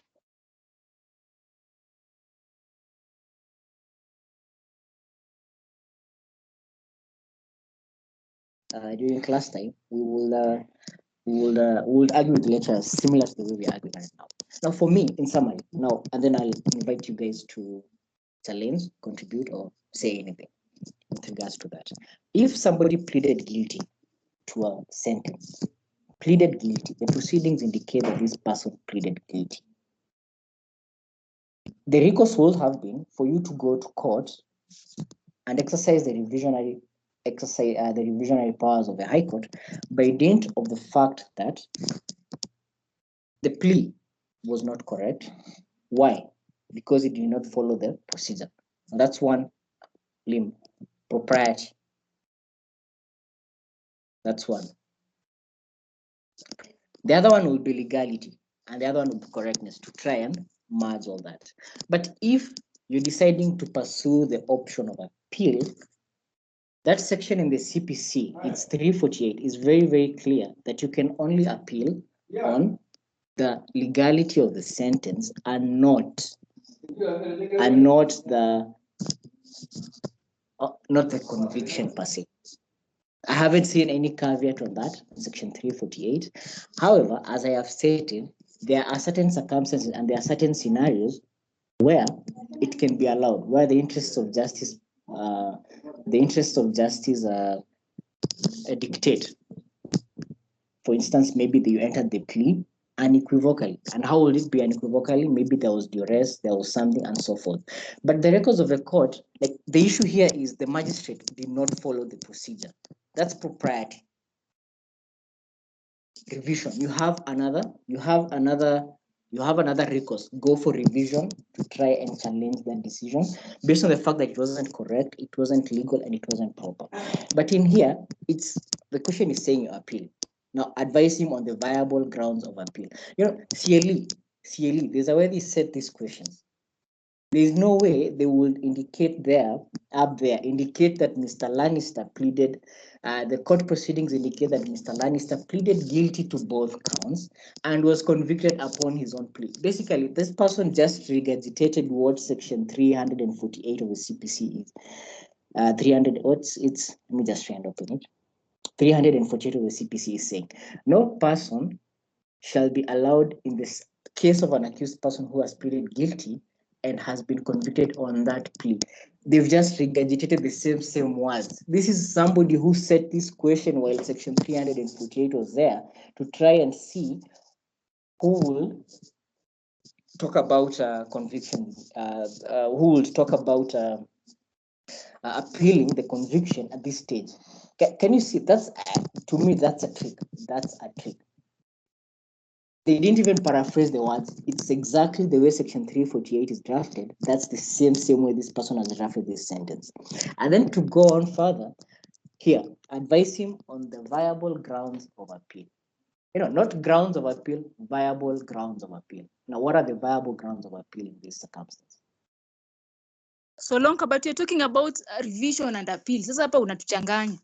I thought you were No, I was bringing in the issue of revision to try and distinguish between revision and appeal. In a typical scenario, if you're presented with this question, you would have chosen to do a revision and not an appeal because you would have been locked out on the appeal by the dint of the fact that you cannot appeal on the conviction. That's what I was saying. Yeah?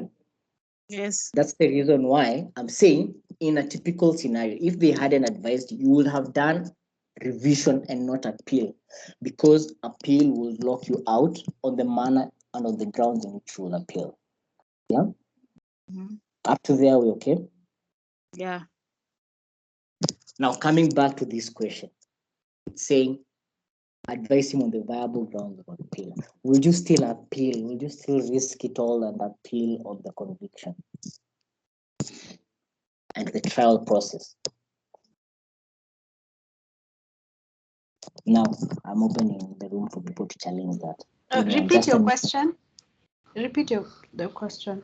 Would you appeal on the conviction in this circumstance? Would you appeal a conviction in this circumstance? Can you appeal it? And somebody cited the Constitution, yeah? But in as much as the Constitution is a supreme law, we have statutes which give effect to the Constitution. Yeah. So the Criminal Procedure Code has come about to give more meat and room to Article 50 and all those articles you've cited. And it hasn't been challenged yet. Yeah? So tell me. Solonka, but what does Adane versus, I think it's Adane versus Republic, what does it say about how you how you convict someone on their own plea of guilt? It has to say that when the charge has to have all the essential ingredients of the offense, and that not just that, but those essential ingredients of the offense have to be explained to the accused person in a manner that they understand. So just let me take this point home before I just forget it. When it comes to this let me just even read this first. This plea that we have been given, this offense, this count, that on 25th January 2017 at Kino Shopping Center, while armed with a machete, Mr. Lannister attempted to commit a felony. Me, I'm a judge. This is the thing that has been brought to me, and someone is reading it to the accused person in a language that they understand. Yeah, I attempted to commit a felony. What felony? How? You see, like those are the particular of the offense that as a lawyer, I just look at and just be like, this is a defective charge sheet. So you cannot convict someone on a defective charge sheet because that whole charge sheet can't stand. So you're being brought to court erroneously and illegally because the offense itself has been captured in a very defective manner. So as a lawyer, I just be like, okay, now I will appeal the conviction because the conviction is by a judge who clearly did not understand the law. The law says basically committing a felony is not enough description of the offense. You have to state that the felony was ABCD under this particular provision of the penal code. So I don't get why this conviction is standing under 348 because again, Adam versus Republic is very clear. Explain it, damify it for me. Let's do it. Let's do it face to face. Let's talk about it. Well, let me address it first. Now, Esther.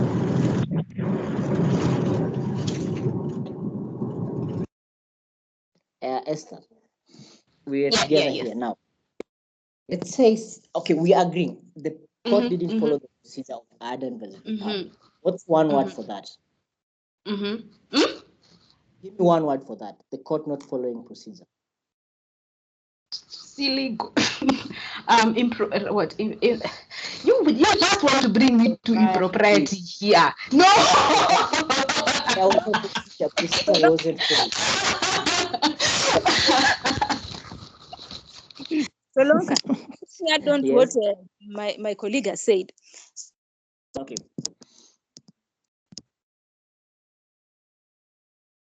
Kindly go on.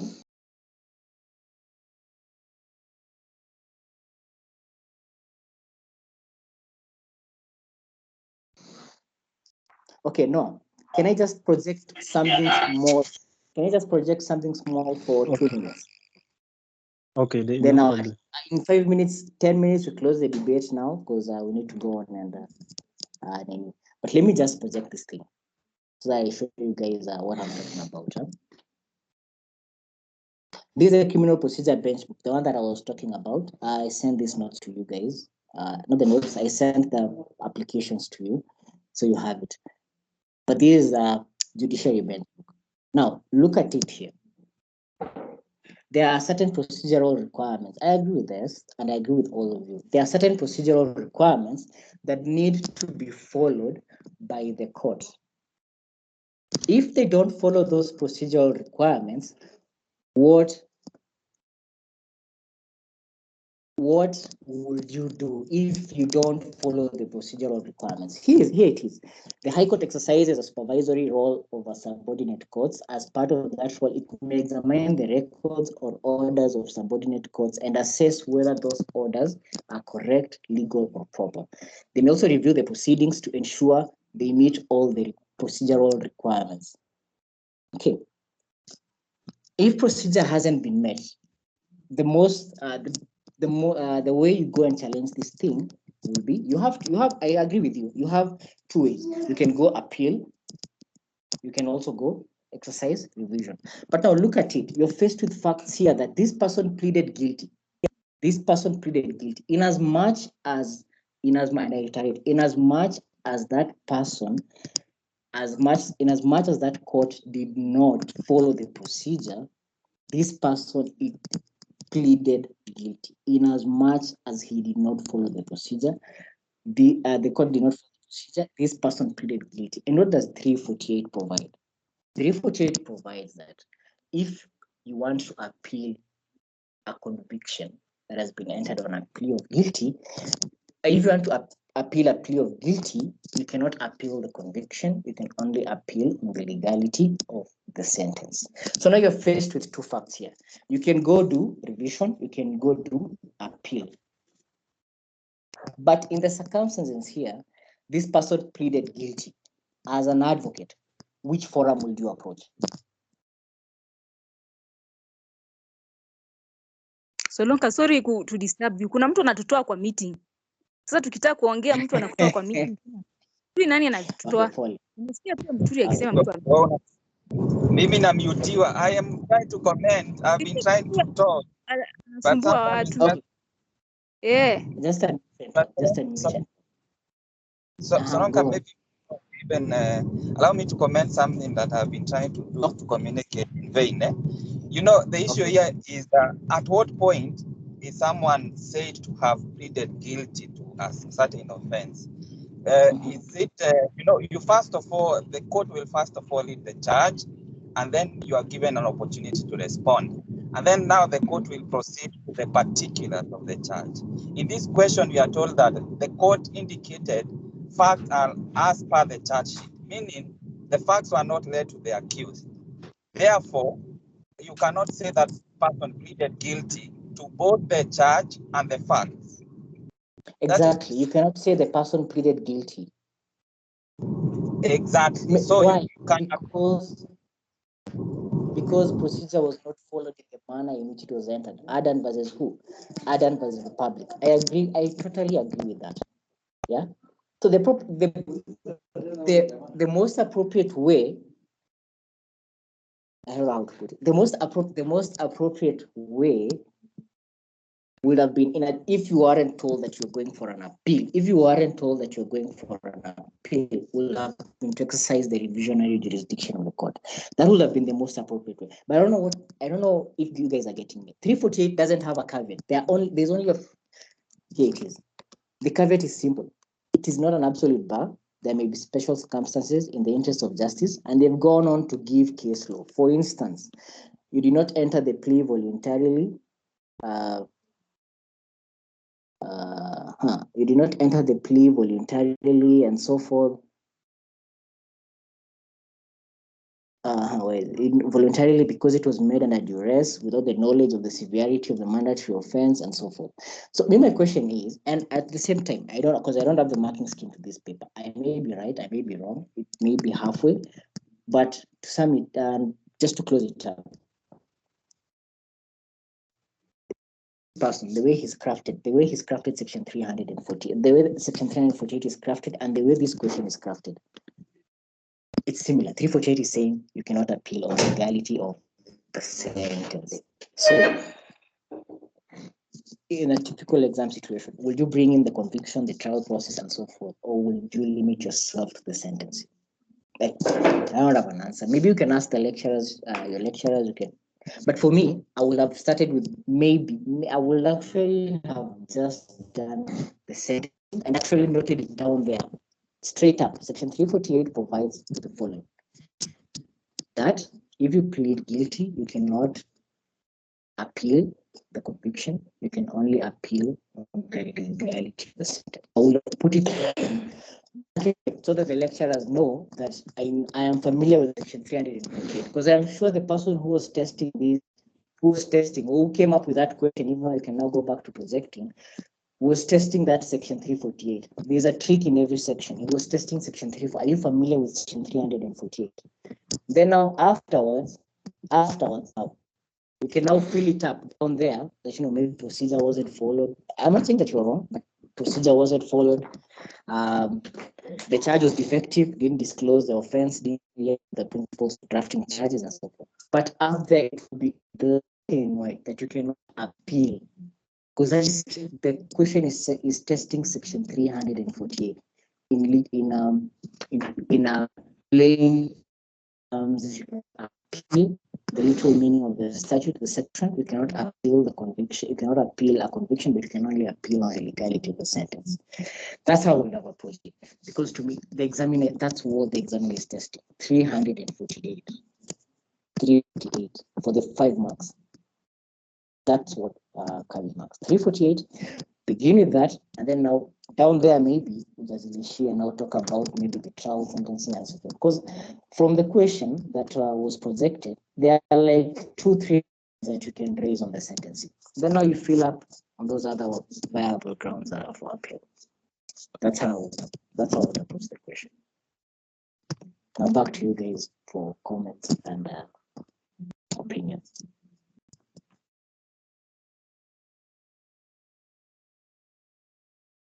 Solonka, let me just speak for a minute. I think I've been trying to raise my hand and somebody is lowering it, but I completely agree with your interpretation on Section 348. I feel like this debate has been somewhat emotive and very passionate, but at the end of the day, Section 348 is very clear that you can only appeal on the sentencing aspect. And the other consideration would be the question is asking advise somebody on this aspect. So first of all, I don't think this is your chance to take the seat of the judge. Yeah, so do not now start interpreting the Constitution and what you would do. Advise them as the law is and maybe not necessarily what it ought to be or what the court would say. So tell them that in this aspect, you pleaded guilty, so you can only appeal on the aspect of sentencing. However, this is not an end in itself. You can still raise other grounds to provide an exception for Section 348 because I'd also give maybe some sort of credence to Section 382 if at all we have to assume the role of a judge. It says that when the judge is making their determination, they'll also consider factors such as, did the person have an opportunity to raise these things at the earliest opportunity? So at the lower court, did the accused even try to say that I do not understand? You know, such circumstances. So in this case, you advise him that actually you cannot appeal on conviction. However, you can still try to raise exceptions on the grounds that you have projected. But I feel like it's proper to give the interpretation that this question deserves. It might be a motive, it might seem unfair, and you might become angry, but at the end of the day, ask yourself, what is the examiner testing? And so the examiner is testing, do you understand Section 348? So that's where you start.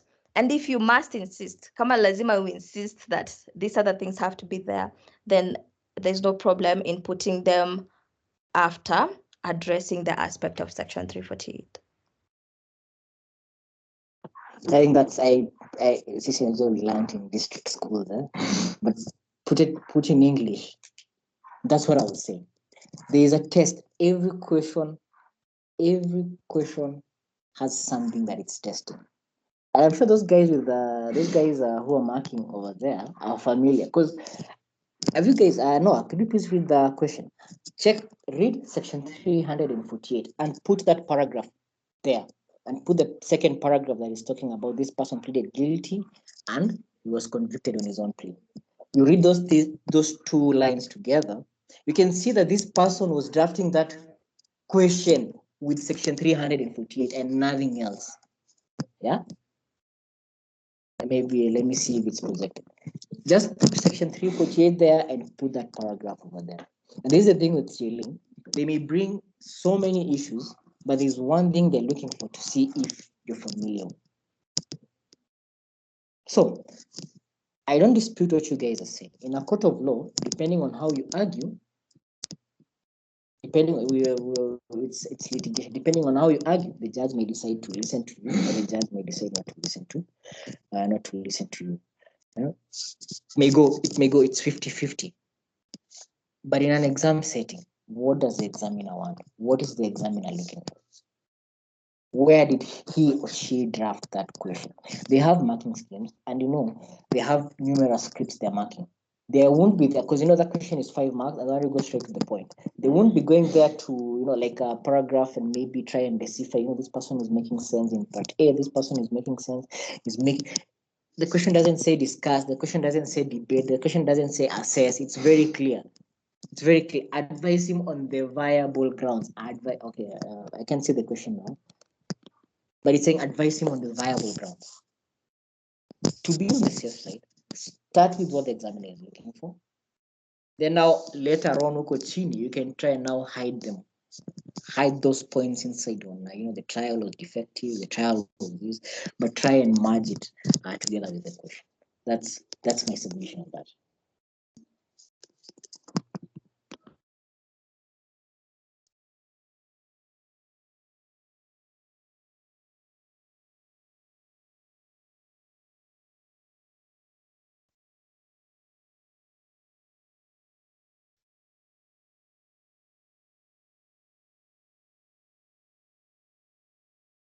Okay, thank you very much. Thank you, Noah.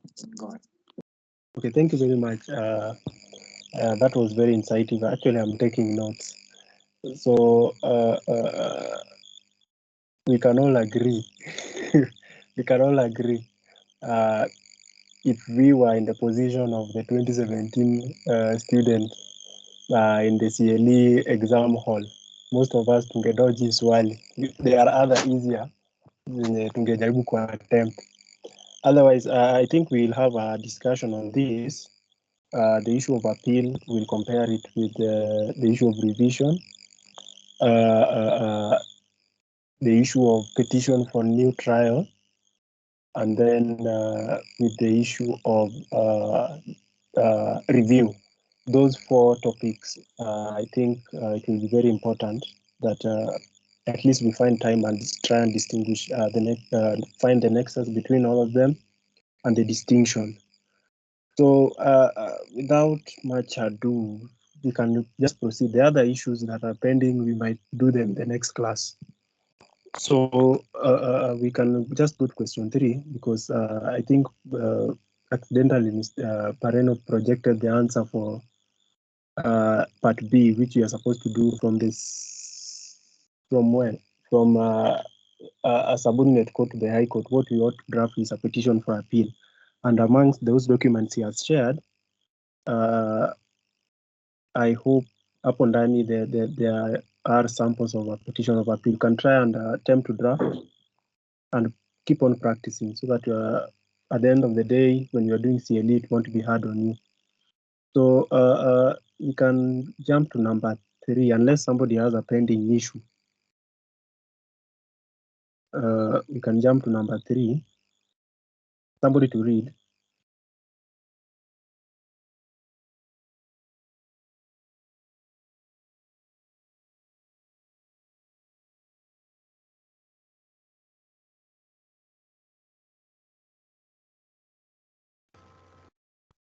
While walking home from work at around 5 p.m. on 30th January 2017, Mr. and Mrs. Spector were accosted by 3 people who were armed with guns. Mr. and Mrs. Spector were able to identify one of them as Karis, a local boda rider whose services they had used before. The other 2 were a bald-headed, short and plump man who had a slight limp as he walked, and a tall, light-skinned lady who spoke with an American accent. The 3 assailants demanded that Mr. and Mrs. Spector take them to their home, where they stole electronics, money, and jewelry, all valued at 1 million Kenya shillings. The matter was reported at Konabaridi police station, and the police commenced investigations. Mr. and Mrs. Spector have now been informed that a man and a woman matching the descriptions of the assailants have been arrested while trying to rob a shop in Konambaya town. Chief Inspector of Police Mr. Sumuni has further informed them that they will be required to go to the police station to identify the suspects. Advise Mr. and Mrs. Spector on how an identification parade will be conducted for the identification of the suspects. Fair enough. How are ID parades conducted? Construing your thought to the question. So you do not generalize. There are certain things in between the lines that have been mentioned. So back to the floor. How will you be able to conduct an effective identification parade using the police standing force orders that are normally prescribed? Yes, Mr. Odua, can start as well. Thank you so much, Noah. But I was just wondering, from the onset, if you look at this question, there's a guy here, this border rider, who these people have known for quite some time. So don't you think the case of Republic versus Mwangu would apply to him? Because in this instance, if he also forms part of the identification parade, it will be an issue of recognition and not identification. So don't you think it would be proper to first begin with that, then move forward to the rest? What are your thoughts?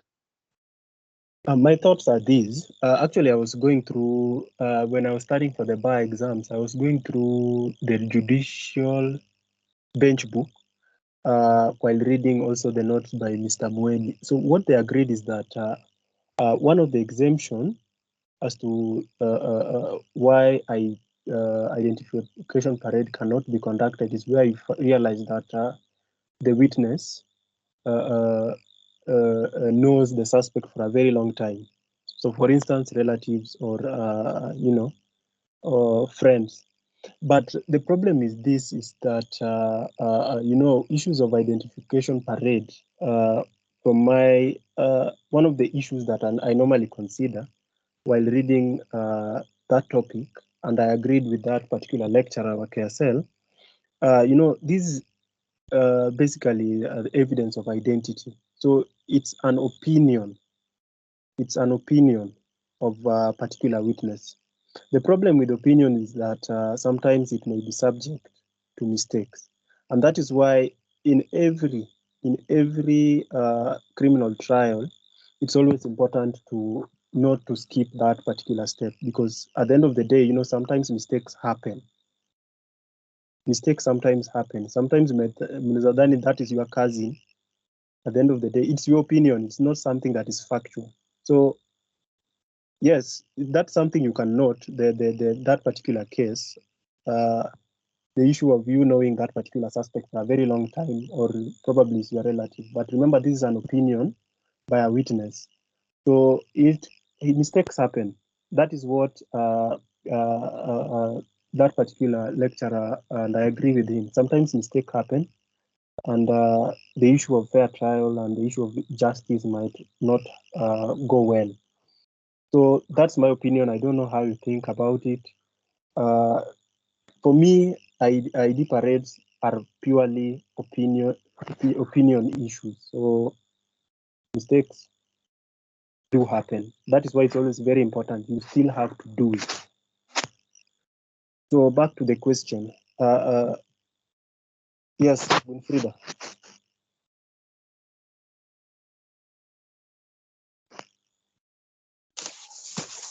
I'm looking at one aspect on the last paragraph where they're saying the other two were bald-headed, short, plump, and then there was a tall, light-skinned lady who spoke with an American accent. So I was thinking maybe that aspect of the person, the suspect on the identification parade may be told to speak, maybe asked to speak, just to maybe identify the accent if possible. Was wondering if that is a point. Yes, there is always a rule that the witness can tell that particular person, to make certain movement, either walk as it was happening during the crime scene, or talk. So that's allowed. And then another thing, somebody to comment about the suspect to the ratio that is supposed to be inside there. Somebody to try and attempt and the ratio of the suspect to the number of people who are supposed to conduct. No, if I may. Yes. It's Forrester. I wanted to mention that. So the ratio should be at least 8 persons. Okay. So the question says 3 assailants. So let's call them the suspected persons. Okay. So they should be, they should be in line with those 8, at least 8 persons. And as far as possible, they should be of similar age, maybe height, general appearance, and maybe class of life. So that's what I can say. Yes, that's correct. So You have talked about 2 points, the issue of ratio. Given that 2 persons were arrested, if I got the question correctly, so the normally it's always 1 to 8. So given there are 2 persons, it should be 2 to 16, right? Now, who can, and you have also talked about similar age, height, and complexion. Now, what will happen if, for instance, one of the subjects has some sort of disfigurement? He has a dent, maybe alipigwa na panga. What will happen during the identification parade to that person?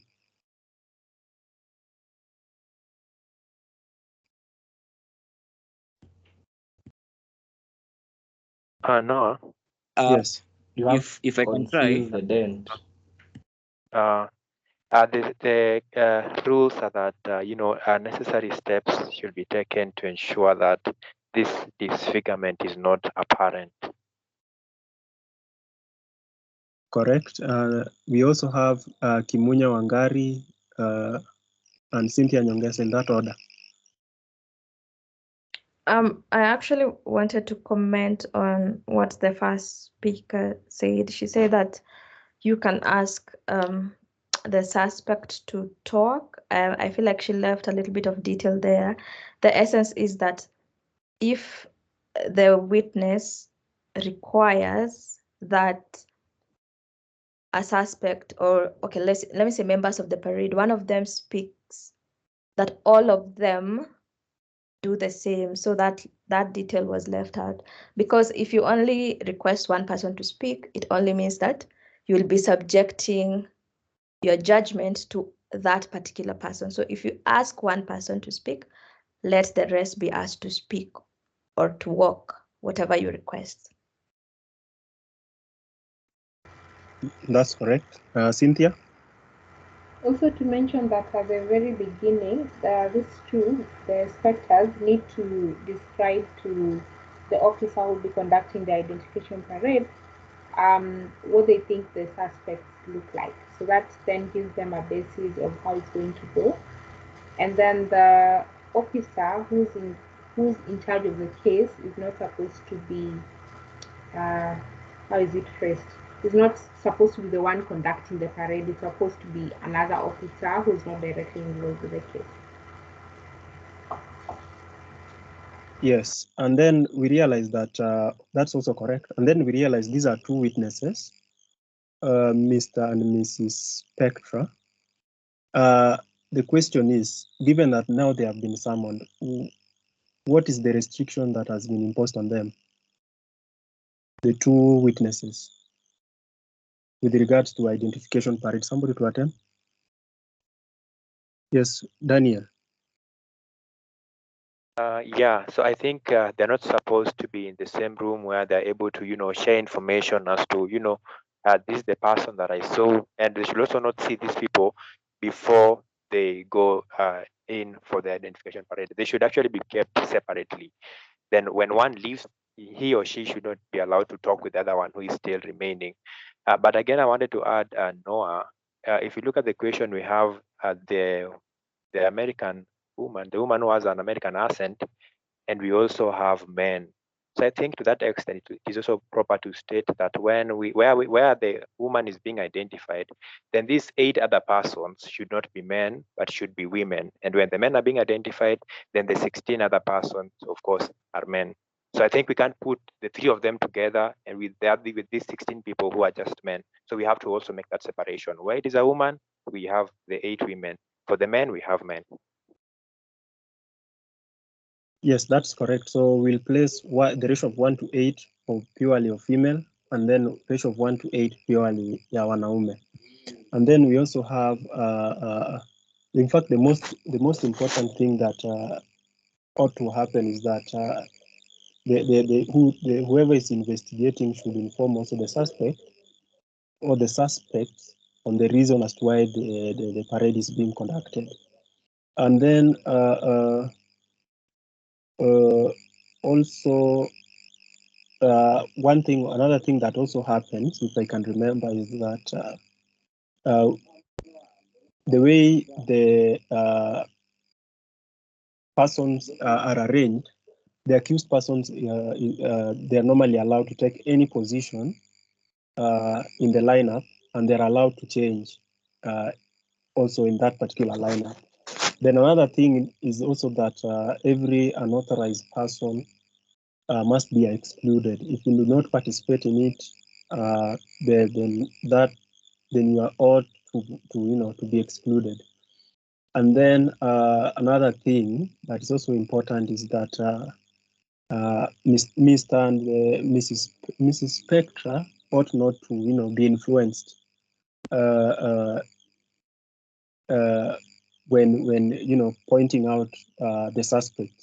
So those are some of the things that must come out clear. There are around 16, 17 mechanisms under identification parade. So that's all, unless any person has a question on before we tackle the number 4. Excuse Any me, sir. person with a question? Yes. I was asking, see, part of the authorized people are the investigating officer is also not allowed into the room during the parade. Oh. Not Yes, allowed. Yes, not allowed. Any other officer, the conducting officer must be different from the IO. So those are two different persons. Sorry if I confused. So let us go. Yes. The issue of the advocate, the person, the accused being told that he is allowed to have a friend or an advocate. I think so. Yes, among others. Okay, yes, that's true. You can have a representative or an advocate. Yes, Mr. Muturi. Can see hands are up. Yes, and of course, after every identifying witness, the officer conducting the parade should fill a form known as P156, and it is that form that is produced in court. And also, maybe to start with this at the beginning of this question, because we are told to advise Mr. and Ms.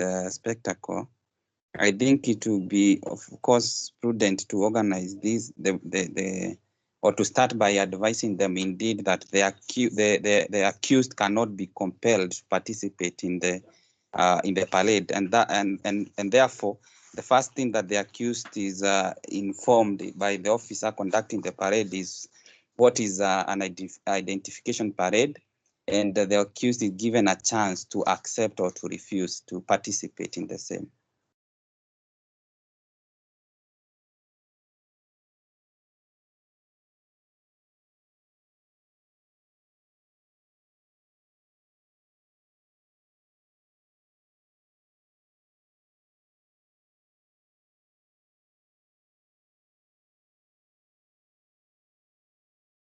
Onyango Chieng and then Wangari.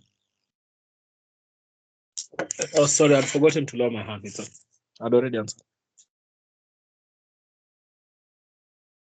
Wangari? Yeah, I need a clarification. Is it that the investigating officer should not be present in the room, or is it that he should not conduct the parade, but he can be in the room? He should not conduct the parade.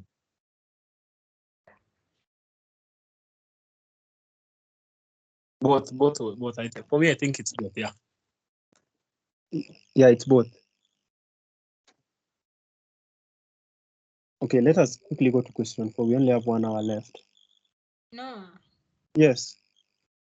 It's not both. It's actually one. He can be present, but he should not conduct. So it's not both. If you read the rules on it, it says he can be present, but not conducted.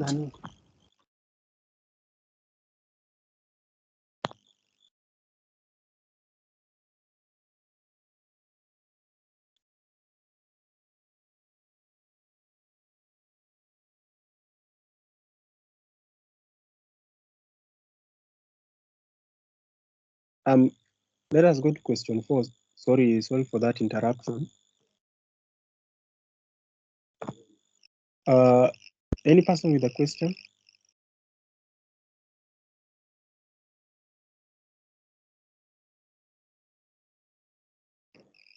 Okay. Yes, Sophia.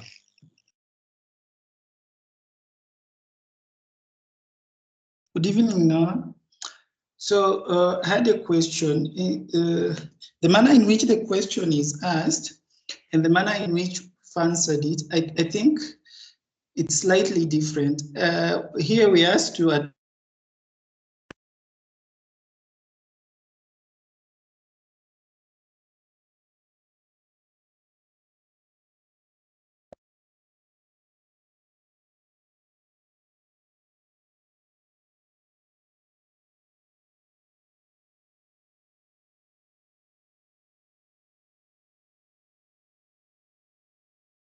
Okay, we have lost Daniel.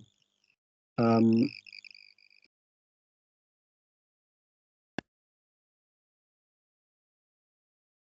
to read question 4.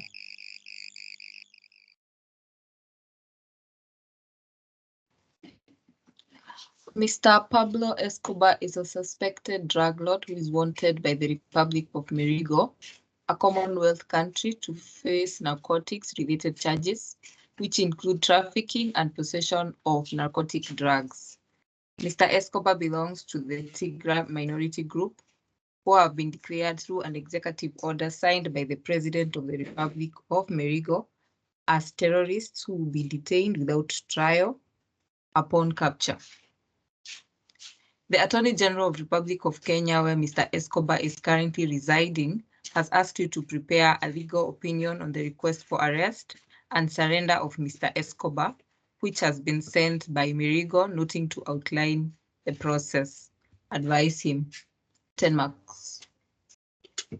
Right. This now deals with the issue of arrest and surrender to the requesting state.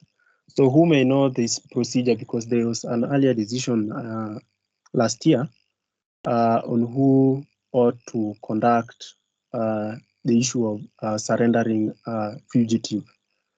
So who can attempt the procedure, the simple procedure of how to do surrender?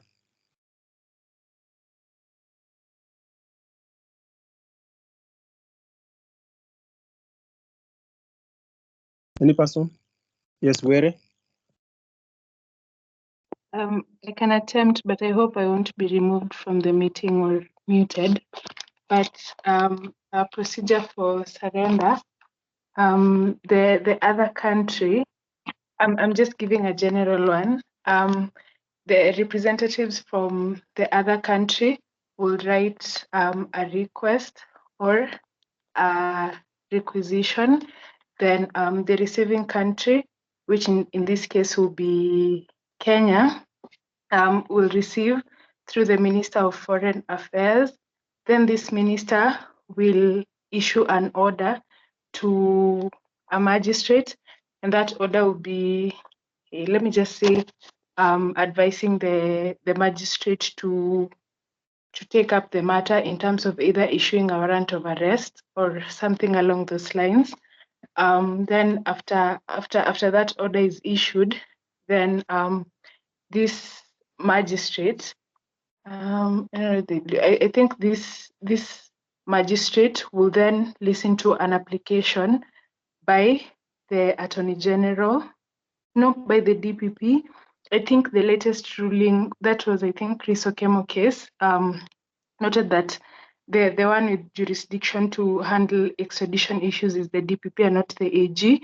So the magistrate will then listen to an application by the DPP to issue warrants of arrest for the person who is within the jurisdiction. In the event that this person is brought to court, is brought to court, then this magistrate will hear them not because they're hearing to the substance of the issue, but just to find out what they think about this whole process so that they're able to explain themselves. For example, this is the part where you say, I fear that if I go back to my country, I'll be detained without trial. Then after hearing, then of course, it's subject to the discretion of this magistrate. There will be, so after they've been heard, then there will be a detention order by the magistrate if there is need. And then after this detention order, then there will be I think it's called the warrant of surrender. Yeah, so that would be the process I would take. Perfect, perfect. So that is the simple. Yes, somebody has raised up his hand. Hello, Auma. Okay, I'm not sure about which Commonwealth country. But then there is something about like the offense that someone has committed, just an addition, should be triable in both countries, and then it should not be a political offense or something of that sort. So there's reciprocity or something. Correct, correct. So the procedure is one, is requisition. Number two is now the order that your predecessor said. Now, then the third thing is now the issue of warrant of arrest, and it is true the Chris Okemwa case changed the issue of the AG now handling the extradition, the surrender proceedings. Now it's the DPP. Then the fourth thing is now the arraignment before the magistrate. Then the fifth thing, we have the hearing and the evidence. So there's something that you have touched about the issue of political characters. Those are called now restrictions as to why this guy cannot be deported or surrendered into the hands of the requesting state. So the restrictions are one, if the offense is of political character. Number two, and you will, at your own time, will try and relate it to the question. Number two is if the offense is trivial, it's a very small offense.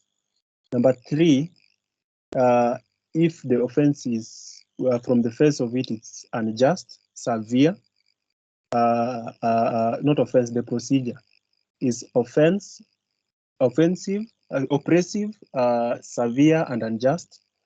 And then another thing, the committal period is normally 15 years. If that person has not been, not 15 years, 15 days, if that day, those numbers of days have not been complied for, it's a restriction to the surrender proceeding. And then we also have, if that application is not made in good faith. So those are some of the restrictions that are normally imposed that restricts a fugitive to be surrendered into the requesting state. And also if the fugitive has been afforded an opportunity to return to Kenya. So if he was afforded an opportunity to return, then what's the point of him being surrendered outside there? Now the next stage after hearing, now we have what we call the committal stage. So upon committal, the magistrate will now send to the CS, not the ministers, the CS, a certificate of committal or any report as he or she may deem fit. And then he will also send what we call a warrant of surrender. So the surrender will normally occur after 15 days. So once that is done, then once the 15 days lapse, then the surrender will now be done as ordered by the cabinet secretary. So there is also a leeway if that fugitive has not been surrendered within 2 months, then there is an automatic discharge. So remember, if this person is still here for more than 2 months, then there is an automatic discharge of that particular fugitive. So that's the simple procedure of how I understood it when I was studying for the bar exams. So that's it, how one can surrender. And I agree with that person who has explained the procedure. So that's the simple of how I understood it. So we can go to question 5. Somebody to read question 5.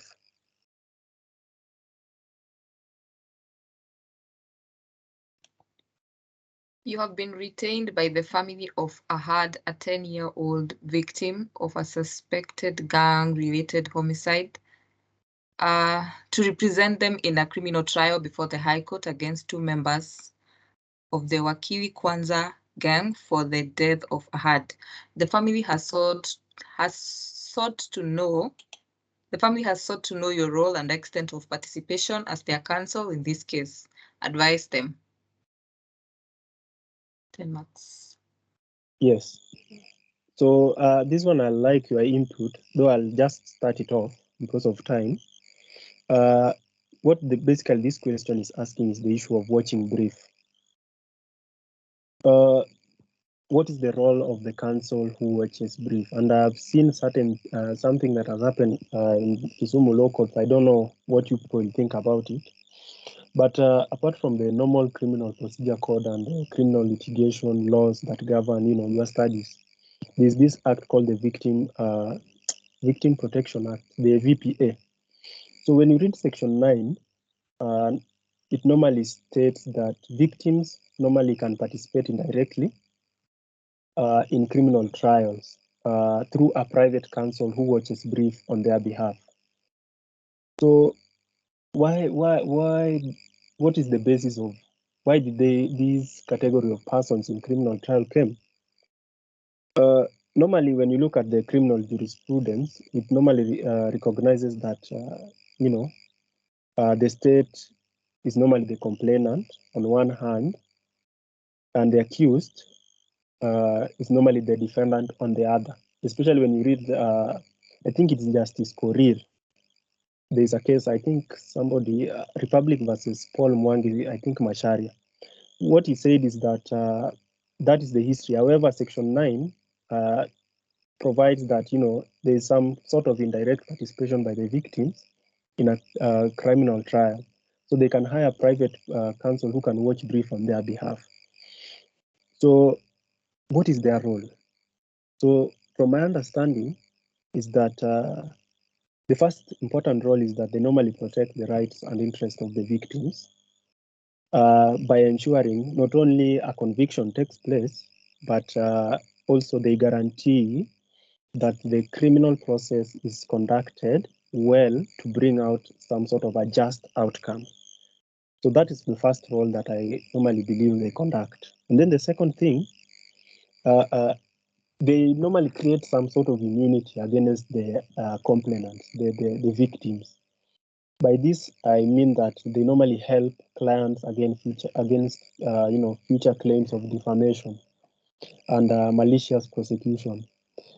Especially when you go to these criminal, people normally get away. Ours wase jina.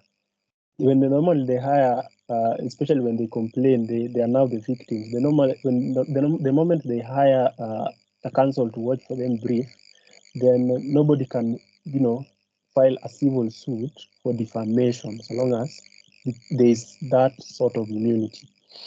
And then another thing is that they are required to work hand in hand with the prosecutor to ensure that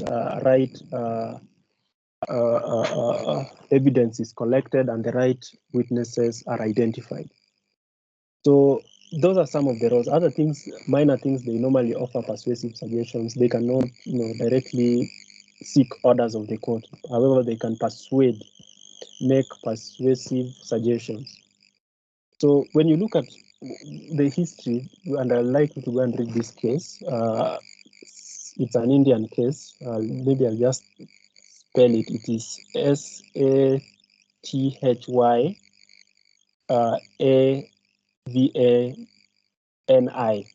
Satyavani Pondrani versus Samuel Raj.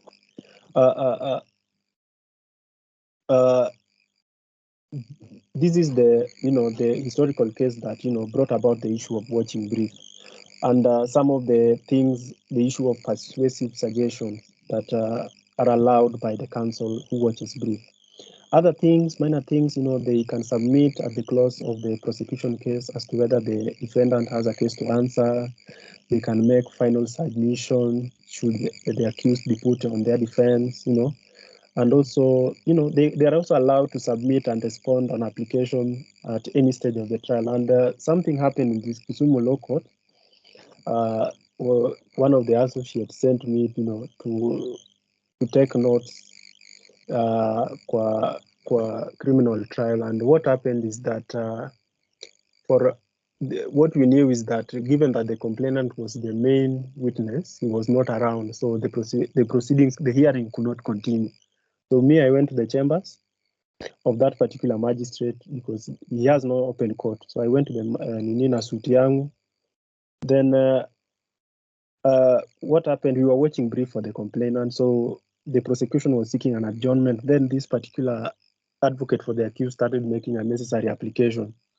So while I was taking the notes, then I had the magistrate telling me, "Counsel, do you wish to respond?" So the guy wanted to transfer the matter. Sorry, wanted to stay the criminal proceedings, given that land issues. They have a lot of issues. So he wanted to file. There was another ongoing land matter in the High Court in the ELC. So he wanted to stay this issue because our client was assaulted. That is why he sued and criminal. But huko kwa ELC, they are claiming that our client stole certain land. So those are two matters that are related. So when I was told, counsel, do you wish to submit on the issue? So I looked at the prosecutor, knowing I don't have any role in this. So I just stood up and said, Your Honor, no, we cannot continue with this matter, given that. So I started submitting even before I even introduced myself. So counsel, you have forgotten to say your name. So I said, oh, I'm Oreda. I'm holding brief for Anyango, Aida Anyango, for the complainant. I was sent with limited instructions, so we cannot continue. What we can do is seek more time to respond to such application because it's very weighty. So what we can do, I can inform the counsel who sent me to, respond to it. And it's always important that such weighty applications be formal. We cannot stand, the counsel for the accused cannot just stand and make oral application. That application for stay of these proceedings is very weighty. Number two, a magistrate court cannot, it's the High Court that has the jurisdiction to stay such proceedings.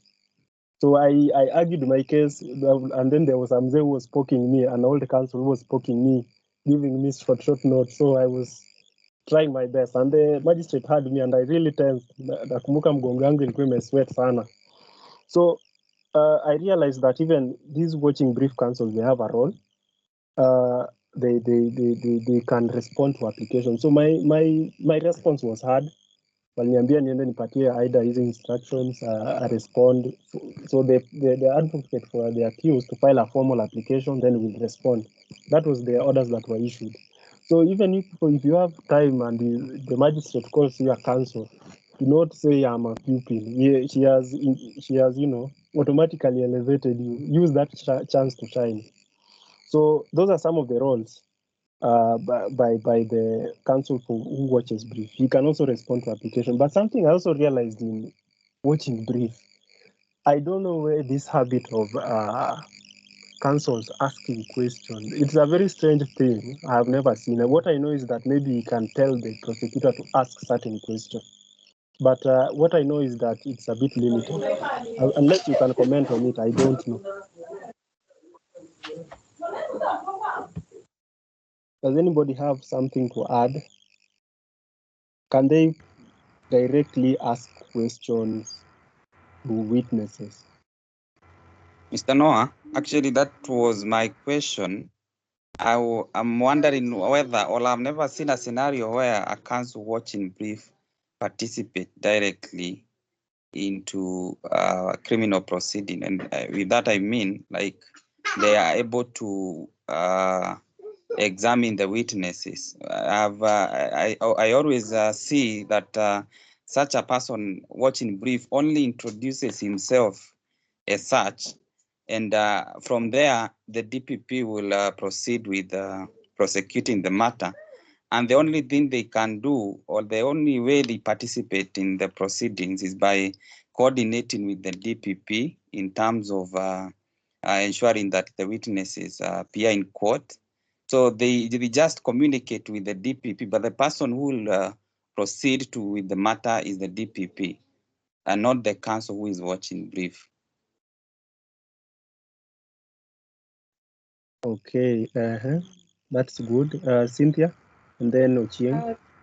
Yeah, to add to what you said and what Wamboy has said, I think it's closely linked to Section 13 of the Victims Protection Act. It's saying that where a victim is a complainant in a criminal case, the victim shall either in person or through an advocate be entitled to, subject to the provisions of the Evidence Act, to adduce evidence that has been left out, and B, to give oral evidence or written submission. I guess that's closely tied to what Wambo is saying in terms of the advocate of the victim, or the advocate who's watching brief rather, also participates in the case. Okay. I just found it strange seeing a very good a friend of mine, asking questions. It was a very strange thing. It was, I think, December 17th last year on a Friday. Hello, Yes. guys. There's an authority. On watching brief, there was this recent Supreme Court decision on John Lendrick's Waswa. It actually cleared the air on issues to do with the watching brief, and the overarching principle was that yes, you can participate, but with the discretion of the court. So it is allowed. Persons can actually participate, but with the discretion of the court, and the court can allow when somebody seeks leave to participate.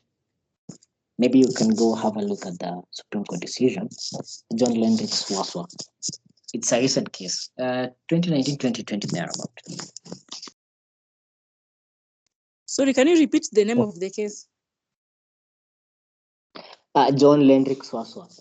The Martin contention was with regards to watching brief, just as the debate we're having here. John Lendrick's Waswa. I can't remember the second bit, but just type John Lendrick's Waswa, type Waswa, and then type Supreme Court.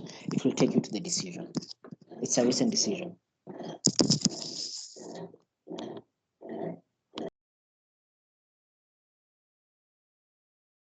Yes, Kiama. Kiama, do you have some contribution? It is Joseph Lendrick's Waswa. Yes, that case. It is John Lendrick's Waswa versus Republic.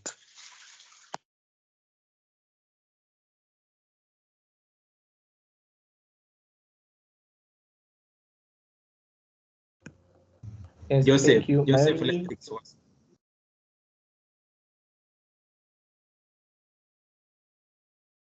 Oh, Yeah, there are the two hands up. The case citation is noted. Thank you so much. My contribution was on the age from the question, the 10-year-old victim, the age of the child, whether the counsel watching brief then would be of help to ensure the procedure on voir dire is taken up as the evidence is adduced. Thank you.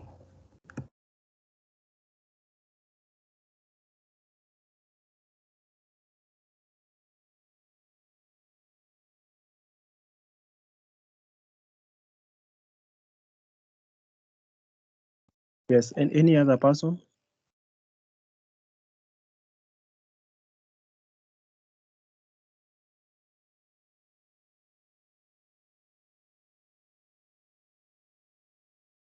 Okay, let us tackle the last question. Somebody to read the last question before we retire. Mr. Yora was convicted of the offense of murder contrary to Section 203 as read together with Section 204 of the Penal Code and sentenced to suffer death. His appeal against the said verdict was dismissed by the Court of Appeal in a judgment rendered on 10th January 2017. He did not contemplate a further appeal to the Supreme Court as he could not meet his requirement of Article 163, Clause 4 of the Constitution. If you could scroll down, please.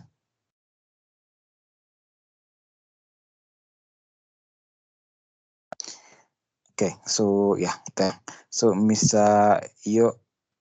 Mr. Vorha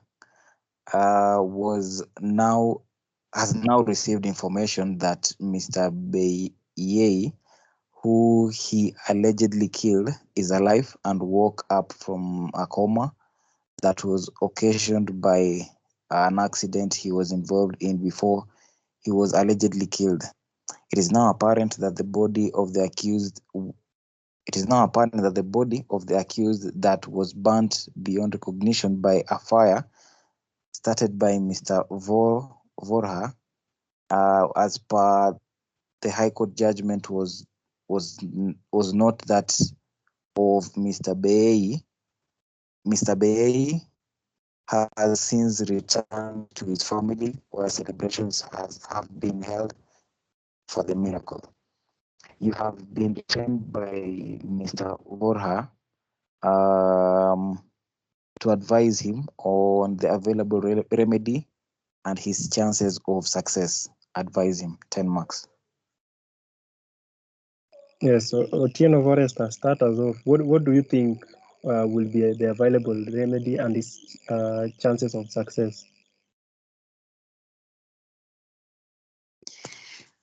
It's a tricky one, but let me see. Can you just go back to page 3, Kiasi? There's something that I've seen. Yeah, okay. First of all,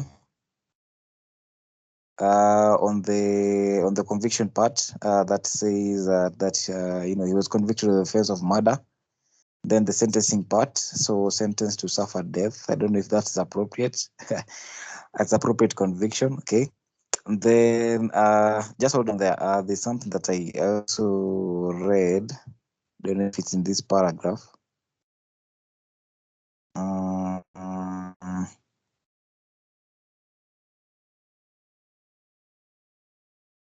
Yeah, the last sentence. I think he said he did not contemplate for a further appeal to the Supreme Court as he could not meet the requirement of Article 163, Clause 4 of the Constitution. Okay. So, assuming that sentence is there interpreted is to say that he did not make an appeal from the High Court that made the conviction to the Supreme Court. So basically, if you want to appeal, I think the court gives you, and it's under your right to appeal within 14 days of the day of sentencing. Yeah. Then what else? Then now it's saying when it comes to the second paragraph, it says that now Mr. Vorha has now received information that Mr. Bei, who he allegedly killed, is alive and woke up from coma, that blah, blah, blah. So again, I think you cannot be convicted for a charge of murder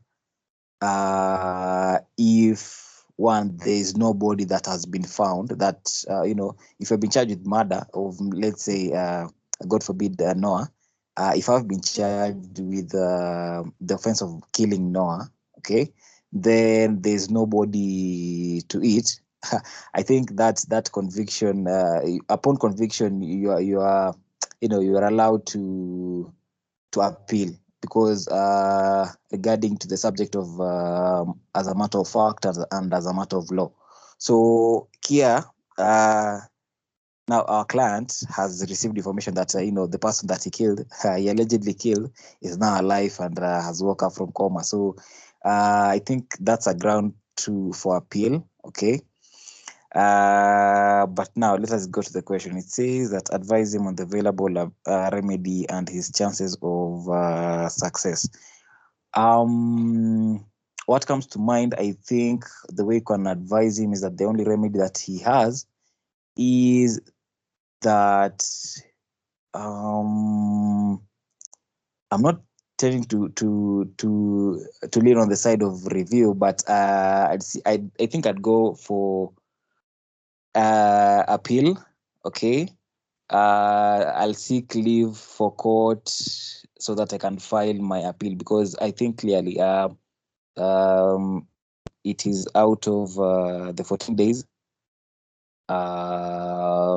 Yeah, so that is it now. But it's subject to discussion and debate. I'm not really sure, but that's my thinking as per now. Thank you. Yes, that's a good attempt. We can take the we have Gishira Mary, and then we have Wangari. In that order, then we answer the question. Yes, now, can you hear me? Yes. Hello? Okay, this would be my advice to him, yeah? I would advise him to petition for a new trial, yeah? This is because, one, he appealed, but then the appeal was dismissed. And two, there's new compelling evidence. The new compelling evidence here is that the person that he had been convicted of killing is now found alive. And this is subject to Article 50, Sub-Article 6 of the Constitution.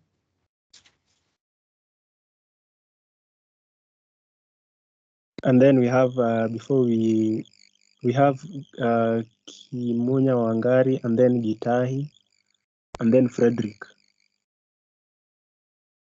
Okay, thank you. So I think I would start from Article 163. So that is by dissecting how appeals lie to the Supreme Court.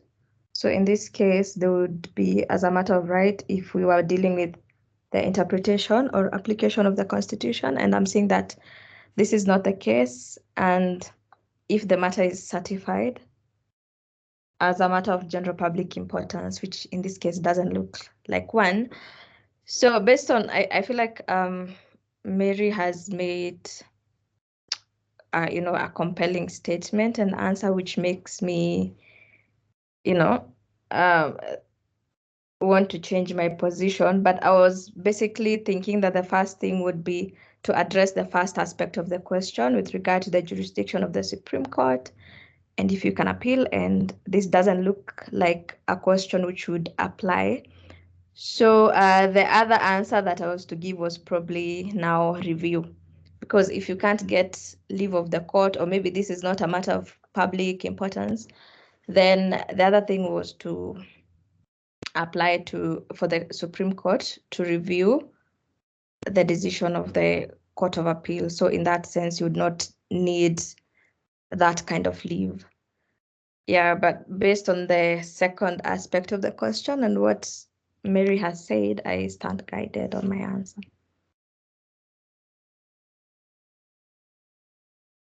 Okay, Frederick. Yes, thank you. Yeah, I could also wish to acknowledge the fact that the speaker who talked about retrial or revision, to me, I call it that way. The available remedy that I could advise is that she can apply for the revision of the judgment or the retrial of that case, in that there is new evidence that has emerged by the fact that there is the person that she was accused or was accused of having murdered is now alive and maybe can come up as a witness to, or just emerging of a new evidence of the body of the existence of the person that he was accused of having murdered. And maybe just to say, maybe we can relate this with the case that was on Citizen TV of some guy who was convicted of having defiled his daughter, and the daughter later, after some years, emerged and said that she was coerced to do it, to confess for having been raped.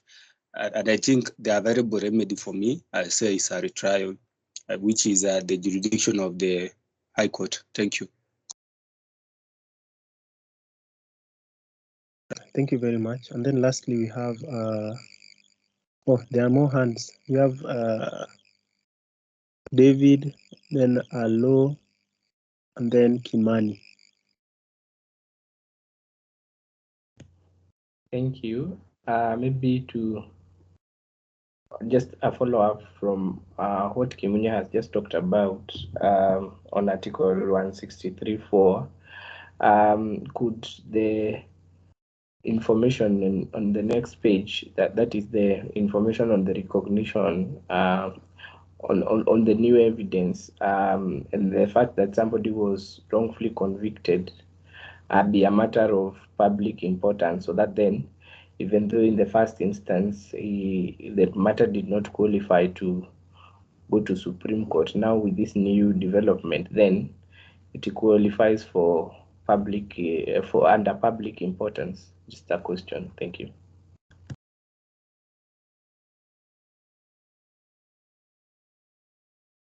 Okay. Then the other two, kindly just summarize.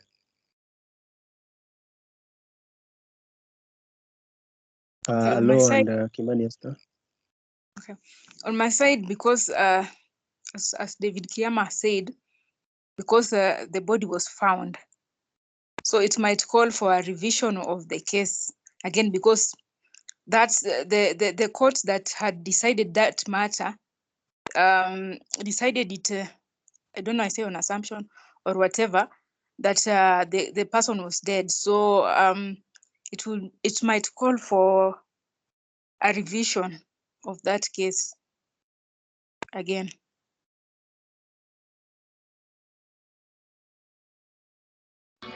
Well, I think mine, it was a question and I think it's been asked, like, if we go as per what Kenya was saying and other speakers about revision, where probably my question was which court would go to, because already with appealed.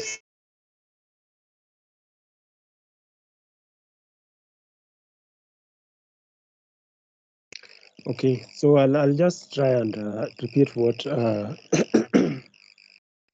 what Pareno talked about, the issue of revision, and maybe I'll pose this question back to you. What is the okay? Let me just maybe then maybe Pareno will take over the issue of revision. Maybe you can just repeat it again. I'll just remind ourselves what revision is. So basically, normally the High Court, the jurisdiction normally lies with the High Court. Before we just answer we will not, let us just tackle the issue of revision before we answer the question. The issue of revision, normally it's where the High Court examines records or the orders of the subordinate courts and assess whether those orders are either correct or legal. So normally courts, the High Court normally can review or revise the proceedings of the subordinate courts to ensure that they meet all the procedural requirements. So the issue is not even the merit, is whether there is some sort of procedural requirement or element that were undertaken during trial. So if the High Court finds that the proceedings of the subordinate court are illegal, then or are incorrect or whatever it may be, then they may revise, which begs me to ask this question. Can the High Court extend its supervisory role of revision to the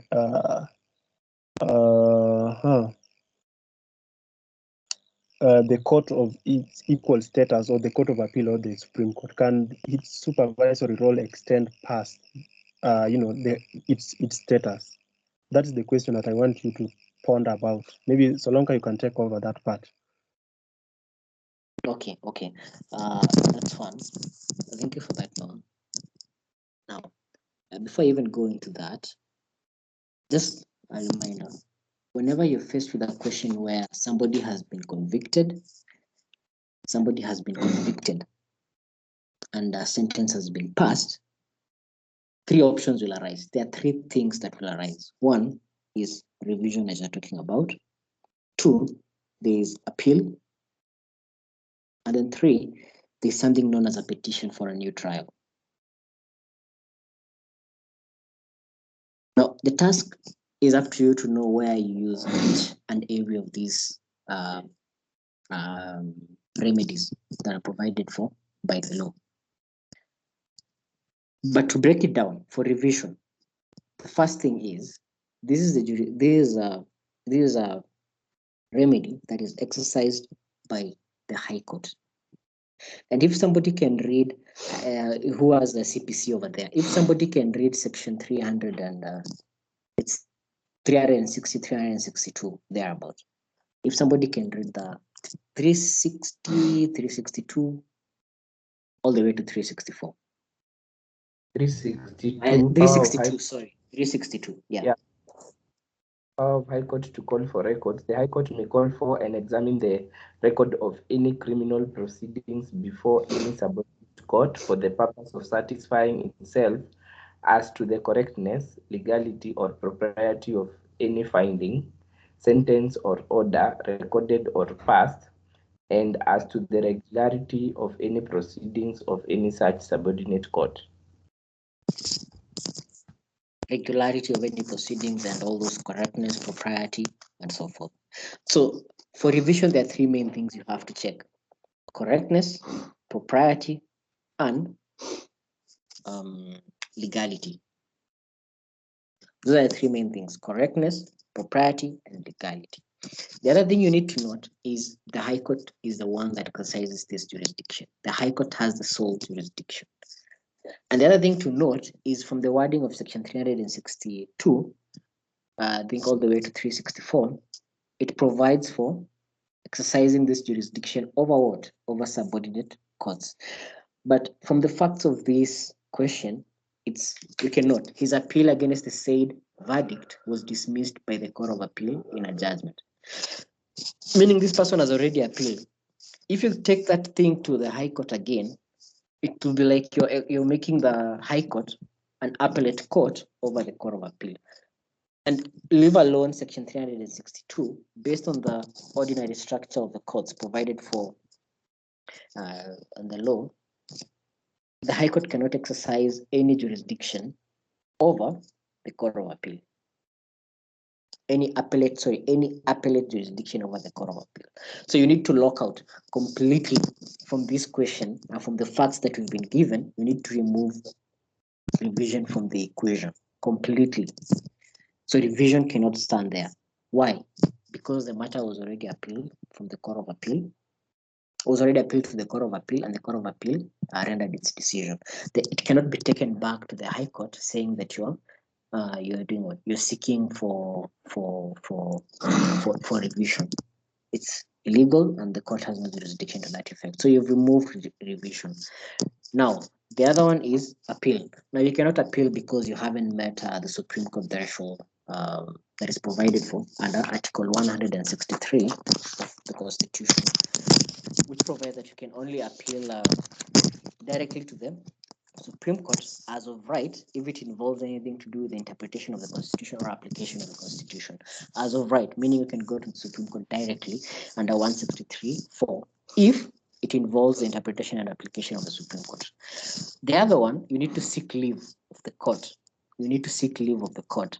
And how do you seek leave of the court? Let's not go to the particulars of how, but you seek leave of the court if it's a matter of general public importance. So you do this you go seek leave in the Court of Appeal. And the question I would want you to answer me is, if the Court of Appeal refuses to give you that leave, what would you do? And how would you go about that scenario? So you remove appeal. So the only recourse you have is petition for new trial. Now, based on that and based on the facts, now you can now answer, and maybe giving it back to Noah, how would you argue petition for new trial in this circumstance? From where have you heard about it and all that? So if I may attempt the issue of petition for a new trial, and I agree with those who relied on this application. So what Article 50, Sub-Article 6 provides is that any person can petition to the High Court, for a new trial if certain conditions are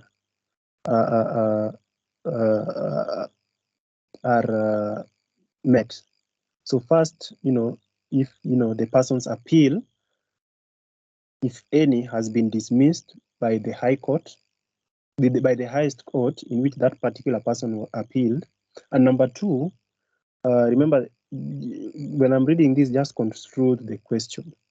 So the first condition is if the person's appeal, if there was any, has been dismissed by the highest court in which that particular person appealed. So this person appealed in the Court of Appeal and it was dismissed.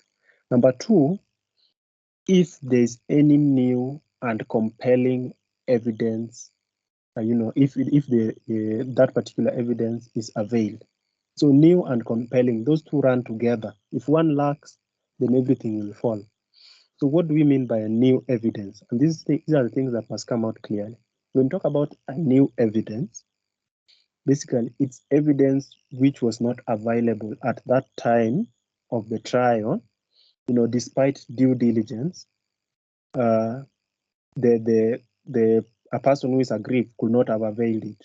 So that is what we call a new evidence. It's evidence which was not available at the time of trial. So despite your due diligence, you could have not availed it. But when we talk about compelling evidence, is that evidence which would have been admissible at trial and is of high probability value and capable of belief. And if it is adduced, a trial will have a probability leading to a different verdict. So the key words is the issue of compelling evidence is the issue of admissibility.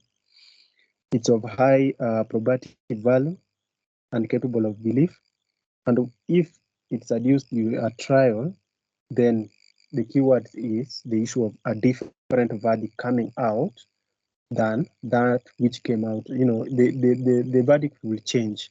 So those are the key ingredients that must come out when you're talking about petition for new trial under Article 50 of Article 6 of the Constitution. So like I said, and I'll repeat. So if you are a convict and you are petitioning to the High Court, certain conditions ought to be met. One, and they are there. The person's appeal, if any, has been dismissed by the highest court. Number two, there is new and compelling evidence. So construing these, looking into our question, does it meet the required, can we do a petition of appeal? So if the court finds that there is a new and compelling evidence, so long as it finds there's a new and compelling evidence, then it must order, what we call a new trial. So the applicant or the convict or Mr. Vora will have a burden of satisfying the conditions that I've already talked about. So up to that point, any person who has an issue with the petition of a new trial, because that's my stand, by elimination method. Those are the conditions. So looking into the question. Back to you, students, before we close up. We only have 5 minutes left.